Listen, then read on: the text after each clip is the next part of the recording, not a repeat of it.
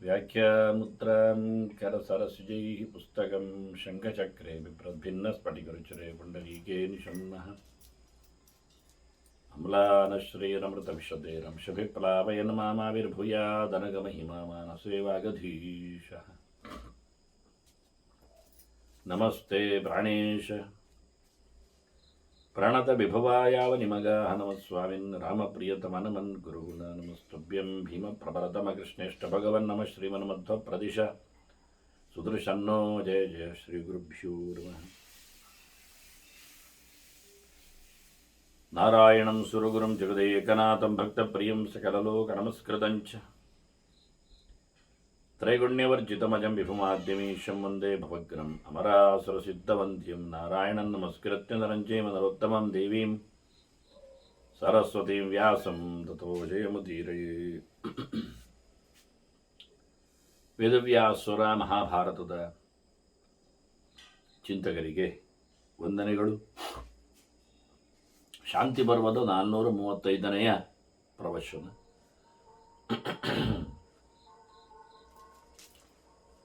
ಸಾಂಖ್ಯರ ಯೋಗರ ಬಗ್ಗೆ ಚಿಂತನೆಗಳನ್ನು ಭೀಷ್ಮರು ಧರ್ಮರಾಜನ ಪ್ರಶ್ನೆಗೆ ಉತ್ತರವಾಗಿ ನೀಡುತ್ತಾರೆ. ಕೃಷ್ಣನ ಮಾತಿನಲ್ಲಿ ನಾವು ಗೀತೆಯ ಚಿಂತನೆಯನ್ನು ಮಾಡಿಕೊಂಡ ನೆಲೆಯಲ್ಲಿ ನೋಡಿಕೊಂಡ್ರೆ ಏಕಂ ಸಾಂಖ್ಯಂಚ ಯೋಗಂಚ ಅಂತ ಹೇಳುವ ಕತೆ. ಸಾಂಖ್ಯದಲ್ಲಿ ಜ್ಞಾನದ ಮುಖ ಇದೆ, ಯೋಗದಲ್ಲಿ ಪ್ರಯೋಗದ ಕಥೆ ಇದೆ. ಅಂದರೆ ಪ್ರಯೋಗ ಅಂದರೆ ತಂತ್ರ, ಪ್ರಾಕ್ಟೀಸ್, ವಿಶೇಷವಾದಂಥ ವ್ರತ ನಿಯಮಗಳ, ಆಚರಣೆಗಳ, ಕರ್ಮತಂತ್ರಗಳ ಗೊಂಚಲು ಆಗಿ ಅದು ಅರಿವಿಲ್ಲದೆ ಅದೇನು ನಡೆಸಲಿಕ್ಕೆ ಬರುವುದಿಲ್ಲ. ಅದರಿಂದ ಅದೇನು ದೊಡ್ಡ ಸಂಗತಿ ಆಗಲಿಲ್ಲ. ಅರಿತವ ಏನು ಮಾಡದೇ ಇದ್ದರೂ ಉಪಯೋಗಕ್ಕೆ ಬರುವುದೂ ಇಲ್ಲ. ಒಳ್ಳೆ ಚಂದವಾಗಿ ಒಬ್ಬ ಅಡುಗೆ ಮಾಡಲಿಕ್ಕೆ ಕಲಿತಿದ್ದಾನೆ ಅಂದಿದ್ದಾನೆ, ಡಿಗ್ರಿ ಹೋಲ್ಡರ್ ಇದ್ದಾನೆ, ಆದರೂ ಅವನು ಅಡುಗೆ ಮಾಡುವುದಿಲ್ಲ ಅಂತ ಆದರೆ ಅವನು ಕಲಿತದ್ದರ ಉಪಯೋಗ ಏನು, ಅಥವಾ ಕಲಿತಿದ್ದಾನೆ ಎನ್ನುವುದು ಗೊತ್ತಾಗುವುದಾದ್ರೆ ಅದು ಅವನಿಗಾದರೂ ಅದು ಹೇಗೆ ಅನುಭವ ವೇದ್ಯ ಆಗ್ತದೆ. ಹಾಗೆ ಅದರಂತೆ ಅರಿವಿಲ್ಲದೆ, ಅಡುಗೆಯ ವಿಷಯ ಗೊತ್ತಿಲ್ಲದೆ ಮಾಡುತ್ತೇನೆ ಅಡುಗೆ ಅಂತ ಹೇಳಿಕೊಂಡು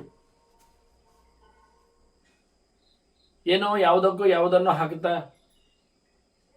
ಅದು ತಿನ್ನಬಾರದಂತೆ ಆಗಿಬಿಡುವ ಸಾಧ್ಯತೆಗಳೇ ಇರುವುದು. ಅದು ಸಣ್ಣ ವಿಷಯದ ಮಟ್ಟಿನಲ್ಲಿ ಹೇಳಿದ್ದು. ಅದನ್ನೇ ನೀವು ರಾಸಾಯನಿಕವಾದ ಒಂದು ಲ್ಯಾಬಿಗೆ ಹೊರಟ್ರೆ ಅಲ್ಲಿ ಕೆಲಸಗಳು ಪಕ್ಕ ಆಗುವುದಿಲ್ಲ. ವಿಷಯ ತಿಳ್ಕೊಳ್ಳದೆ ಯಾವುದೇ ಸಂಗತಿಗಳನ್ನು ಮುಟ್ಟುವಂತಿಲ್ಲ, ಉಪಯೋಗಿಸುವಂತಿಲ್ಲ, ಒಂದಕ್ಕೊಂದು ಸೇರಿಸುವಂತೂ ಇಲ್ಲ.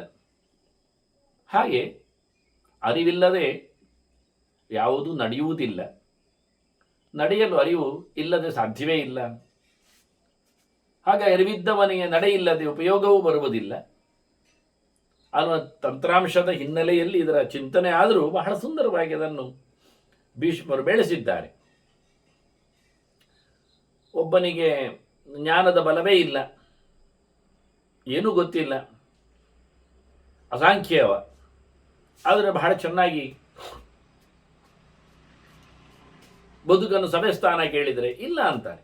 ಅನೀಶ್ವರ ಕಥಂ ಮುಚ್ಯೇತ್ ಇತ್ಯೇವಂ ಶತ್ರುಸೂದನ ವದಂತಿ ಕಾರಣೈ ಶ್ರೈಷ್ಟ್ಯಂ ಯೋಗ ಸಮ್ಯಕ್ ಮನೀಷಿನಃ ವಿದೌಟ್ ನೋಯಿಂಗ್ ಎನಿಥಿಂಗ್.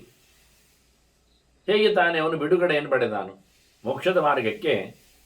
ಜ್ಞಾನೇನೈವ ಪರಂಪದಂ ಅಂತ ಹೇಳಿಕೊಂಡು ತಮೇವಂ ವಿದ್ವಾನ್ ಅಮೃತ ಹೇಭವತಿ ಅಂತ ಇಲ್ಲಿಗೆ ಹೋಗಿ ಬಹಳ ಸುಂದರವಾದ ಕಾರಣಗಳಿಂದ ಹೊರಗೋಗುವ ದಾರಿಯನ್ನು ಚೆನ್ನಾಗಿ ಅರಿಯದವ ಹೇಗೆ ತಾನೇ ಗೊಂದಲಗೂಡಿನಲ್ಲಿ ಕಾಡಿನ ನಡುವೆಯಲ್ಲಿ ಬದುಕಿ ಬಂದಾನ್ ಅನ್ನುವ ನೆಲೆಯಲ್ಲಿ ಬಂಧನದ ಸಂಸಾರದಲ್ಲಿ ಮಾರ್ಗವನ್ನು ಅರಿತವನಿಗೆ ಬಿಡುಗಡೆ ಇದೆ. ಆದರೆ ಇಲ್ಲಿ ಮಾರ್ಗದೆಡೆಗೆ ಅವನು ಸಾಗಬೇಕೆನ್ನುವ ಒಂದು ತಂತ್ರಾಂಶ ಇದೆ ಅಲ್ವಾ ಬಿಡುಗಡೆಯಲ್ಲಿ ಕೇಳಿದರೆ ಸರಿ. ಆದರೆ ಯಾವ ದಾರಿಯಲ್ಲಿ ಹೊರಟರೆ ಹೊರಗೆ ಹೋಗ್ತದೆ ಎನ್ನುವುದನ್ನು ಗೊತ್ತಿಲ್ಲದವನು ಕೇವಲ ನಡೆದಾಡ್ತಾ ಇದ್ರೆ ರಾತ್ರಿ ಹಗಲೆನ್ನದೆ ಕಾಡಿನೊಳಗೆ ತಿರುಗ್ತಾನವ. ಅದರಿಂದ ಎಲ್ಲಿಗೆ ಎಡಕ್ಕೆ, ಎಲ್ಲಿಗೆ ಬಲಕ್ಕೆ, ಎಷ್ಟು ಉದ್ದಕ್ಕೆ ಅನ್ನುವ ಸರಿಯಾದ ಎಚ್ಚರ ಇದ್ದವ ಮಾತ್ರನೇ ಹೊರಗೆ ಬರಬಹುದಲ್ವ. ಅದರಿಂದ ಎಚ್ಚರ ಆರಂಭ. ಅದಕ್ಕೆ ಅನುಗುಣವಾಗಿ ಎಚ್ಚರದಲ್ಲಿ ಒಂದು ಸೇರಿಕೊಳ್ತದೆ. ಏನು ಕೇಳಿದರೆ, ಅರಿವಿನ ಜೊತೆಯಲ್ಲೇ ಯೋಗವೂ ಇರ್ತದೆ. ನಡೆಸಬೇಕೆನ್ನುವುದು ಒಂದು ಅರಿವೇ ಅಲ್ವಾ. ಹೀಗೆ ಮಾಡಬೇಕು ಎನ್ನುವುದಿದ್ದಾಗೆ ಹೀಗೆ ಮಾಡ್ತಾ ಇರುವುದು ಒಂದು ಅರಿವಿನಲ್ಲಿ ಸೇರಿಕೊಳ್ತದೆ. ಅದನ್ನು ಇವರು ಹೇಳುತ್ತಾರೆ, ಅರಿವು ಇಲ್ಲದೆ ಹೊರಗೆ ಹೋಗುವುದು ಹೇಗೆ ಅಂತ ಕೇಳಿಕೊಡುತ್ತೆ. ವದಂತಿ ಕಾರಣಂಚ ಇದಂ ಸಾಂಖ್ಯಾ ಸಮ್ಯಕ್ ದ್ವಿಜಾತಯ ವಿಜ್ಞಾಯದಂ ಗತಿ ಸರ್ವಾ ವಿರಕ್ತ ವಿಷಯೇಶು ಯಃ. ಚೆನ್ನಾಗಿ ವಿಷಯವನ್ನು ತಿಳ್ಕೊಂಡಾಗ ಅವನು ದಾರಿಗಳನ್ನೆಲ್ಲ ತಿಳ್ಕೊಳ್ಳುತ್ತಾನೆ. ಮುಖ್ಯವಾಗಿ 3 ದಾರಿಗಳಿರ್ತವೆ. ಒಂದು ಬಿಡುಗಡೆಗೆ ಅನುಕೂಲವಾದಂತಹ ಸಾತ್ವಿಕವಾದದ್ದು, ಅದು ಉಚ್ಚಗತಿಯನ್ನು ಪಡೆಯುವಂಥದ್ದು. ಇನ್ನೊಂದು ದಾರಿ ಇದೆ, ಅದು ತಿರುಗಿಸ್ತಾನೇ ಇರ್ತದೆ, ಅಡ್ಡದಾರಿ. ಅದು ತಿರುಗ್ತಾನೆ ಇರುವಂಥದ್ದು ಪ್ರಯೋಜನ ಇಲ್ಲದ ಕತೆ. ಇನ್ನೊಂದು ದಾರಿ ಇದೆ, ಅದು ಹೊರಗೆ ಹಾಕುವುದಲ್ಲ, ಅದು ಅಧಪಾತವನ್ನು ಸೇರಿಸದೆ ಕೆಳಗೆ ಬೀಳಿಸ್ತದೆ. ಅಂಥದ್ದೊಂದು ಕತ್ತಲಿನ ದಾರಿ ಇದೆ, ತಮಸ್ಸಿನ ದಾರಿ ಇದೆ. ಹೀಗಾಗಿ ಈ ಗತಿಗಳನ್ನೆಲ್ಲ ಚೆನ್ನಾಗಿ ಅರಿತವ ಅವನು ಇವೆಲ್ಲ ದಾರಿಗಳು ನಮಗೆ ಪ್ರಲೋಭನೆಗಳು. ವಾಸ್ತವವಾಗಿ ಬಹಳ ಚಂದವಾದ ಪರಿಮಳ ಬರ್ತದೆ, ಜೇನುಗೂಡಿನದ್ದು. ಆ ದಾರಿಯಲ್ಲಿ ಹೋದರೆ ನಾವು ಜೇನು ನೆಕ್ತಾ ಹೋಗ್ಬೋದು ಅಂದರೆ ನಾವು ಗಾಡಿಯಲ್ಲಿ ಒಳಗೆ ಹೋಗ್ತೇವೆ. ಅದರೇನಾಗುತ್ತೆ, ಆ ಜೇನನ್ನು ತಿನ್ನಲೋಸ್ಗೆ ಬರತಕ್ಕಂತಹ ದೈತ್ಯಗಾತ್ರದ ಪ್ರಾಣಿಗಳು ಅಲ್ಲೇ ವಾಸ ಮಾಡಿ ಇರುವುದರಿಂದ ಇವನನ್ನು ನುಂಗ್ತವೆ. ಸಾಧ್ಯತೆ ಇದೆ. ಹಾಗೆ ಏನೋ ಒಂದು ಚಂದದ ಪರಿಮಳ ನೋಡಿ, ಹಲಸು ಇದು ಹಣ್ಣಾಗಿದೆ, ಅದನ್ನು ನಾನು ತಿನ್ನಬೇಕು ಅಂತೇಳಿ ಆ ದಾರಿಯಲ್ಲಿ ಹೋದರೆ ಅಲ್ಲಿಯೂ ಬೇರೆ ಯಾವುದೋ ದುರಂತಗಳು ಕಾಯಬಹುದು. ಆದ್ದರಿಂದ ಈ ಪ್ರಪಂಚದಲ್ಲಿ ಗೊಂಡಾರಣ್ಯದಲ್ಲಿ ದಿಕ್ಕು ತಪ್ಪಿದವ, ದಾರಿಯ ದೆಸೆ ಗೊತ್ತಿಲ್ಲದವ, ಗುರು ಅವನಿಗೆ ಹೇಳಿಕೊಡದೇ ಇದ್ದರೆ, ಅವನಿಗೆ ಒಬ್ಬ ಮಾರ್ಗದರ್ಶಕ ಗೈಡೆನ್ಸ್ ಇಲ್ಲದೇ ಇದ್ದಲ್ಲಿ ಅವನ ವಿಷಯಗಳೆಡೆಗೆ ಸಾಗ್ತಾ ನೋಡಲಿಕ್ಕೆ ಚಂದ ಕಾಣುತ್ತೆ ಎಂದು ಹೋಗಿಬಿಟ್ಟ. ಅದು ಅತ್ಯಂತ ವಿಚಿತ್ರವಾದಂಥ ನೆಲೆ ಇರಬಹುದು. ಅವನನ್ನು ಅದು ಮುಳುಗಿಸಿ ಹಾಕಬಹುದು ಅಲ್ಲಿ ಕೊಚ್ಚೆಯಲ್ಲಿ. ಹಾಗೆ ಕಾಣಲಿಕ್ಕೆ ಬಹಳ ಚೆನ್ನಾಗಿತ್ತು ಹೇಳಿದಾಗೆ ಕೇಳಲಿಕ್ಕೆ ಏನೋ ಇಂಪಾದ ಸ್ವರ ಕೇಳುತ್ತಾ ಇತ್ತು ಅಂತ ಹೋಗಿಬಿಟ್ಟ, ಸಿಗಿಬಿದ್ದ ಅಲ್ಲಿ. ಇನ್ನೊಂದು ಕಡೆಯಲ್ಲಿ ಪರಿಮಳಕ್ಕೆ ಹೋದ ಹಾಗೆ, ಇನ್ನೊಂದೆಡೆಯಲ್ಲಿ ಬಹಳ ಚೆನ್ನಾಗಿ ಕೈಕಾಲುಗಳಿಗೆ ಅನುಕೂಲವಾದಂಥ ದಾರಿ ಇದೆ ಅಂತ ಹೇಳಿ ಹೊರಟ. ಅದು ಕಳ್ಳರು ಮಾಡಿಕೊಂಡ ದಾರಿ ಇರಬಹುದು. ಹೀಗಾಗಿ ಯಾವುದೋ ವಿಷಯಗಳ ಸೆಳೆತಕ್ಕೆ ಒಳಗಾಗಿ ಆತ ಇಲ್ಲಿ ಸಿಕ್ಕಿಬೀಳ್ತಾನೆ. ಅದರಿಂದ ವಿಷಯಗಳನ್ನೆಲ್ಲ ಬಿಟ್ಟುಕೊಟ್ಟವ, ಅದರಲ್ಲಿ ವಿರಕ್ತನಾದವ, ಅಂಥವ್ರು ಮಾತ್ರ ಊರ್ಧ್ವಂ ಸದೇಹ ಸುವ್ಯಕ್ತ ವಿಮುಚ್ಯೇದಿತಿ ನಾಣ್ಯಥ. ಅಂಥವ್ರು ಮಾತ್ರವೇ ಈ ದೇಹವನ್ನು ತೊರೆದ ಬಳಿಕ ಉತ್ತಮ ಲೋಕಕ್ಕೆ ತೆರಳವಲ್ಲ. ಹಾಗಾಗಿ ಮೊದಲಿಗೆ ವಿರಕ್ತಿ, ವೈರಾಗ್ಯ, ವಿಷಯಗಳಲ್ಲಿನ ಲಾಲಸೆ ಅದು ಬಿಡುವಂಥದ್ದು. ಅದಕ್ಕೆ ಎಚ್ಚರ ಆಗಬೇಕು, ಜ್ಞಾನ ಬೇಕು, ಏನು ಮಾಡುತ್ತೆ ಏನಾಗತ್ತೆ ಅಂತ. ಅಂಥವನು ಸ್ಪಷ್ಟವಾಗಿ ಭಗವಂತನೆಡೆಗೆ ಸಾಗ್ತಾನೆ. ನಾಣ್ಯಥ, ಬೇರೆ ದಾರಿ ಇಲ್ಲ. ನಾಣ್ಯ ಪಂಥಾಯನಾಯ ವಿದ್ಯತೆ ಅಂತ ಹೇಳಿದಾಗಿ ಯದಾಹು ಮಹಾಪ್ರಾಜ್ಞ ಸಾಂಖ್ಯಂ ವೈ ಮೋಕ್ಷ ದರ್ಶನಂ. ಹೀಗೆ ಸಾಂಖ್ಯರು ಶುದ್ಧಾತ್ಮ ತತ್ವವಿಜ್ಞಾನವನ್ನು ಅಳವಡಿಸಿಕೊಂಡವರು, ಅಂತಹ ದಾರ್ಶನಿಕರು ಚಿಂತನೆ ಏನು, ಮೋಕ್ಷದ ಕಥೆ ಏನು ಅಂತ ಹೇಳ್ತಾರೆ. ಪ್ರತಿಯೊಬ್ಬರು ಅವರ ಪಕ್ಷದಲ್ಲಿನ ಕಾರಣವನ್ನು ಹೇಳುವುದರಲ್ಲಿ ನಿಸ್ಸೀಮರೆ. ಸ್ವಪಕ್ಷೇ ಕಾರಣಂ ಗ್ರಾಹ್ಯಂ ಸಮರ್ಥಂ ವಚನಂ ಹಿತಂ. ನಾವು ಯಾರ ಪಕ್ಷದಲ್ಲಿ ಅವರು ಹೇಳಿಕೊಂಡಿರಲಿ, ಅದು ಯೋಗ್ಯವಾಗಿದ್ದರೆ ಕಾರಣವನ್ನು ನಾವು ಗ್ರಹಿಸಬೇಕು. ಅದು ಪ್ರಮಾಣಬದ್ಧವಾಗಿದ್ದರೆ ಪ್ರಮಾಣವನ್ನು ಚಿಂತನೆಗೆ ತರಬೇಕು. ಅದು ನಮಗೆ ಹಿತಕರವಾಗಿದ್ದರೆ ಖಂಡಿತವಾಗಿ ಅದರ ಗಮನ ಅದು ಇರಲೇಬೇಕಾಗತ್ತೆ. ಹಾಗಾಗಿ ಮೊದಲಿಗೆ ಪ್ರಾಮಾಣಿಕ ಜಿಜ್ಞಾಸೆ, ಸಮರ್ಥವಾದಂತಹ ಚಿಂತನೆ, ಅದರ ಪರಿಗ್ರಹಣ, ಅದು ನಮಗೆ ಒಳಿತಾಗ್ತದೆ ಎನ್ನತಕ್ಕಂಥ ನೆಲೆಯಲ್ಲಿ ಇದೆಲ್ಲ ವಿಷಯ ಆಗಿ ಎಲ್ಲರೂ ಆಗಿ ಇದನ್ನೆಲ್ಲ ಅಳವಡಿಸಿಕೊಂಡು ಬಂದು, ಈಗ ನಾವು ಕೆಲವು ಪ್ರಮಾಣಗಳು ನಮಗೆ ಸಿಗುವುದಿಲ್ಲ, ಕೆಲವು ನಮಗೆ ಸಮರ್ಥರು ಸಿಗುವುದಿಲ್ಲ, ಕೆಲವು ನಮಗೆ ಹಿತ ಯಾವುದೊಂದು ಗೊತ್ತೂ ಆಗುವುದಿಲ್ಲ. ಮೊದಲಿಗೆ ಈ ಉಪವಾಸ ಮಾಡೋದು ಇಟ್ಟುಕೊಳ್ಳಿ, ಅದು ಹಿತವೋ ಅಹಿತವೋ ಅರ್ಥ ಆಗುವುದಿಲ್ಲ. ದೇಹದಲ್ಲಿ ಅದು ಹಿತ ಅಲ್ಲ. ಹೌದು, ಹೇಗೆ ಹೇಳುವ? ಅದರ ಪರಿಣಾಮದ ಕಥೆ ಹೇಗಿರ್ತದೆ? ಅದಕ್ಕೆ ಪ್ರಮಾಣ ಜಿಜ್ಞಾಸೆ ಮಾಡಲಿಕ್ಕೆ ಹೋದರೆ ಪ್ರಮಾಣದಲ್ಲಿ ಎರಡೂ ಪ್ರಕಾರದಲ್ಲಿ ಹಿತಾಹಿತಗಳ ಪ್ರಮಾಣಗಳಿರ್ಲಿಕ್ಕೆ ಹೋಗ್ತವೆ. ಹಾಗಾದ್ರಲ್ಲಿ ಯಾರು ಸಮರ್ಥರಿದ್ದಾರೆ? ಪ್ರಮಾಣದಲ್ಲಿ ಸಮರ್ಥರಾಗಬೇಕು, ಹಿತನಿಷ್ಠರಾಗಿರಬೇಕು, ಅದನ್ನು ನಡೆಸಿಕೊಂಡು ಫಲವನ್ನು ಪಡೆದ ವ್ಯಕ್ತಿಗಳಾಗಿರಬೇಕು. ಅವರು ದೂರದಲ್ಲಿದ್ದಾರೆ, ಕಾಲದಲ್ಲಿ ದೂರದಲ್ಲಿದ್ದಾರೆ, ದೇಶದಲ್ಲಿ ಅಲ್ಲ. ಈಗ ಇಲ್ಲ ಅವರು. ಹಾಗಾಗಿ ನಾವು ಗಮನಿಸಬೇಕಾದ್ದು ನಡೆಸಿಕೊಂಡವರ ಗೆರೆ ಪಾಡು. ಅದರಿಂದ ಶಿಷ್ಟಾನಾಂ ಹಿಮತಂ ಗ್ರಾಹ್ಯಂ ಅಂತ. ಆಗ ನಮಗೆ ಉಳಿದವರದ್ದೇ ಕತೆ. ಶಿಷ್ಟರಂದ್ರೆ ಉಳಿದವರು ಅಂತ ಅರ್ಥ ಅಲ್ವಾ? ನಮಗೀಗ ಇದ್ದವರದ್ದೇ ಗೊತ್ತು. ಅವರು ಹಿಂದಿನವರನ್ನು ಕಲಿತು ಬಂದವರು, ಅವರಿಗೂ ಹಿಂದಿನವರು ಇದ್ದದ್ದೇ ಗೊತ್ತು, ಅವರು ಹಿಂದಿನವರನ್ನು ಕಲಿತು ಬಂದವರು. ಹೀಗೆ ಎಲ್ಲಿಯೋ ಒಂದು ಕಡೆಯಲ್ಲಿ ಋಷಿ ನೋಡಿರ್ತಾನೆ,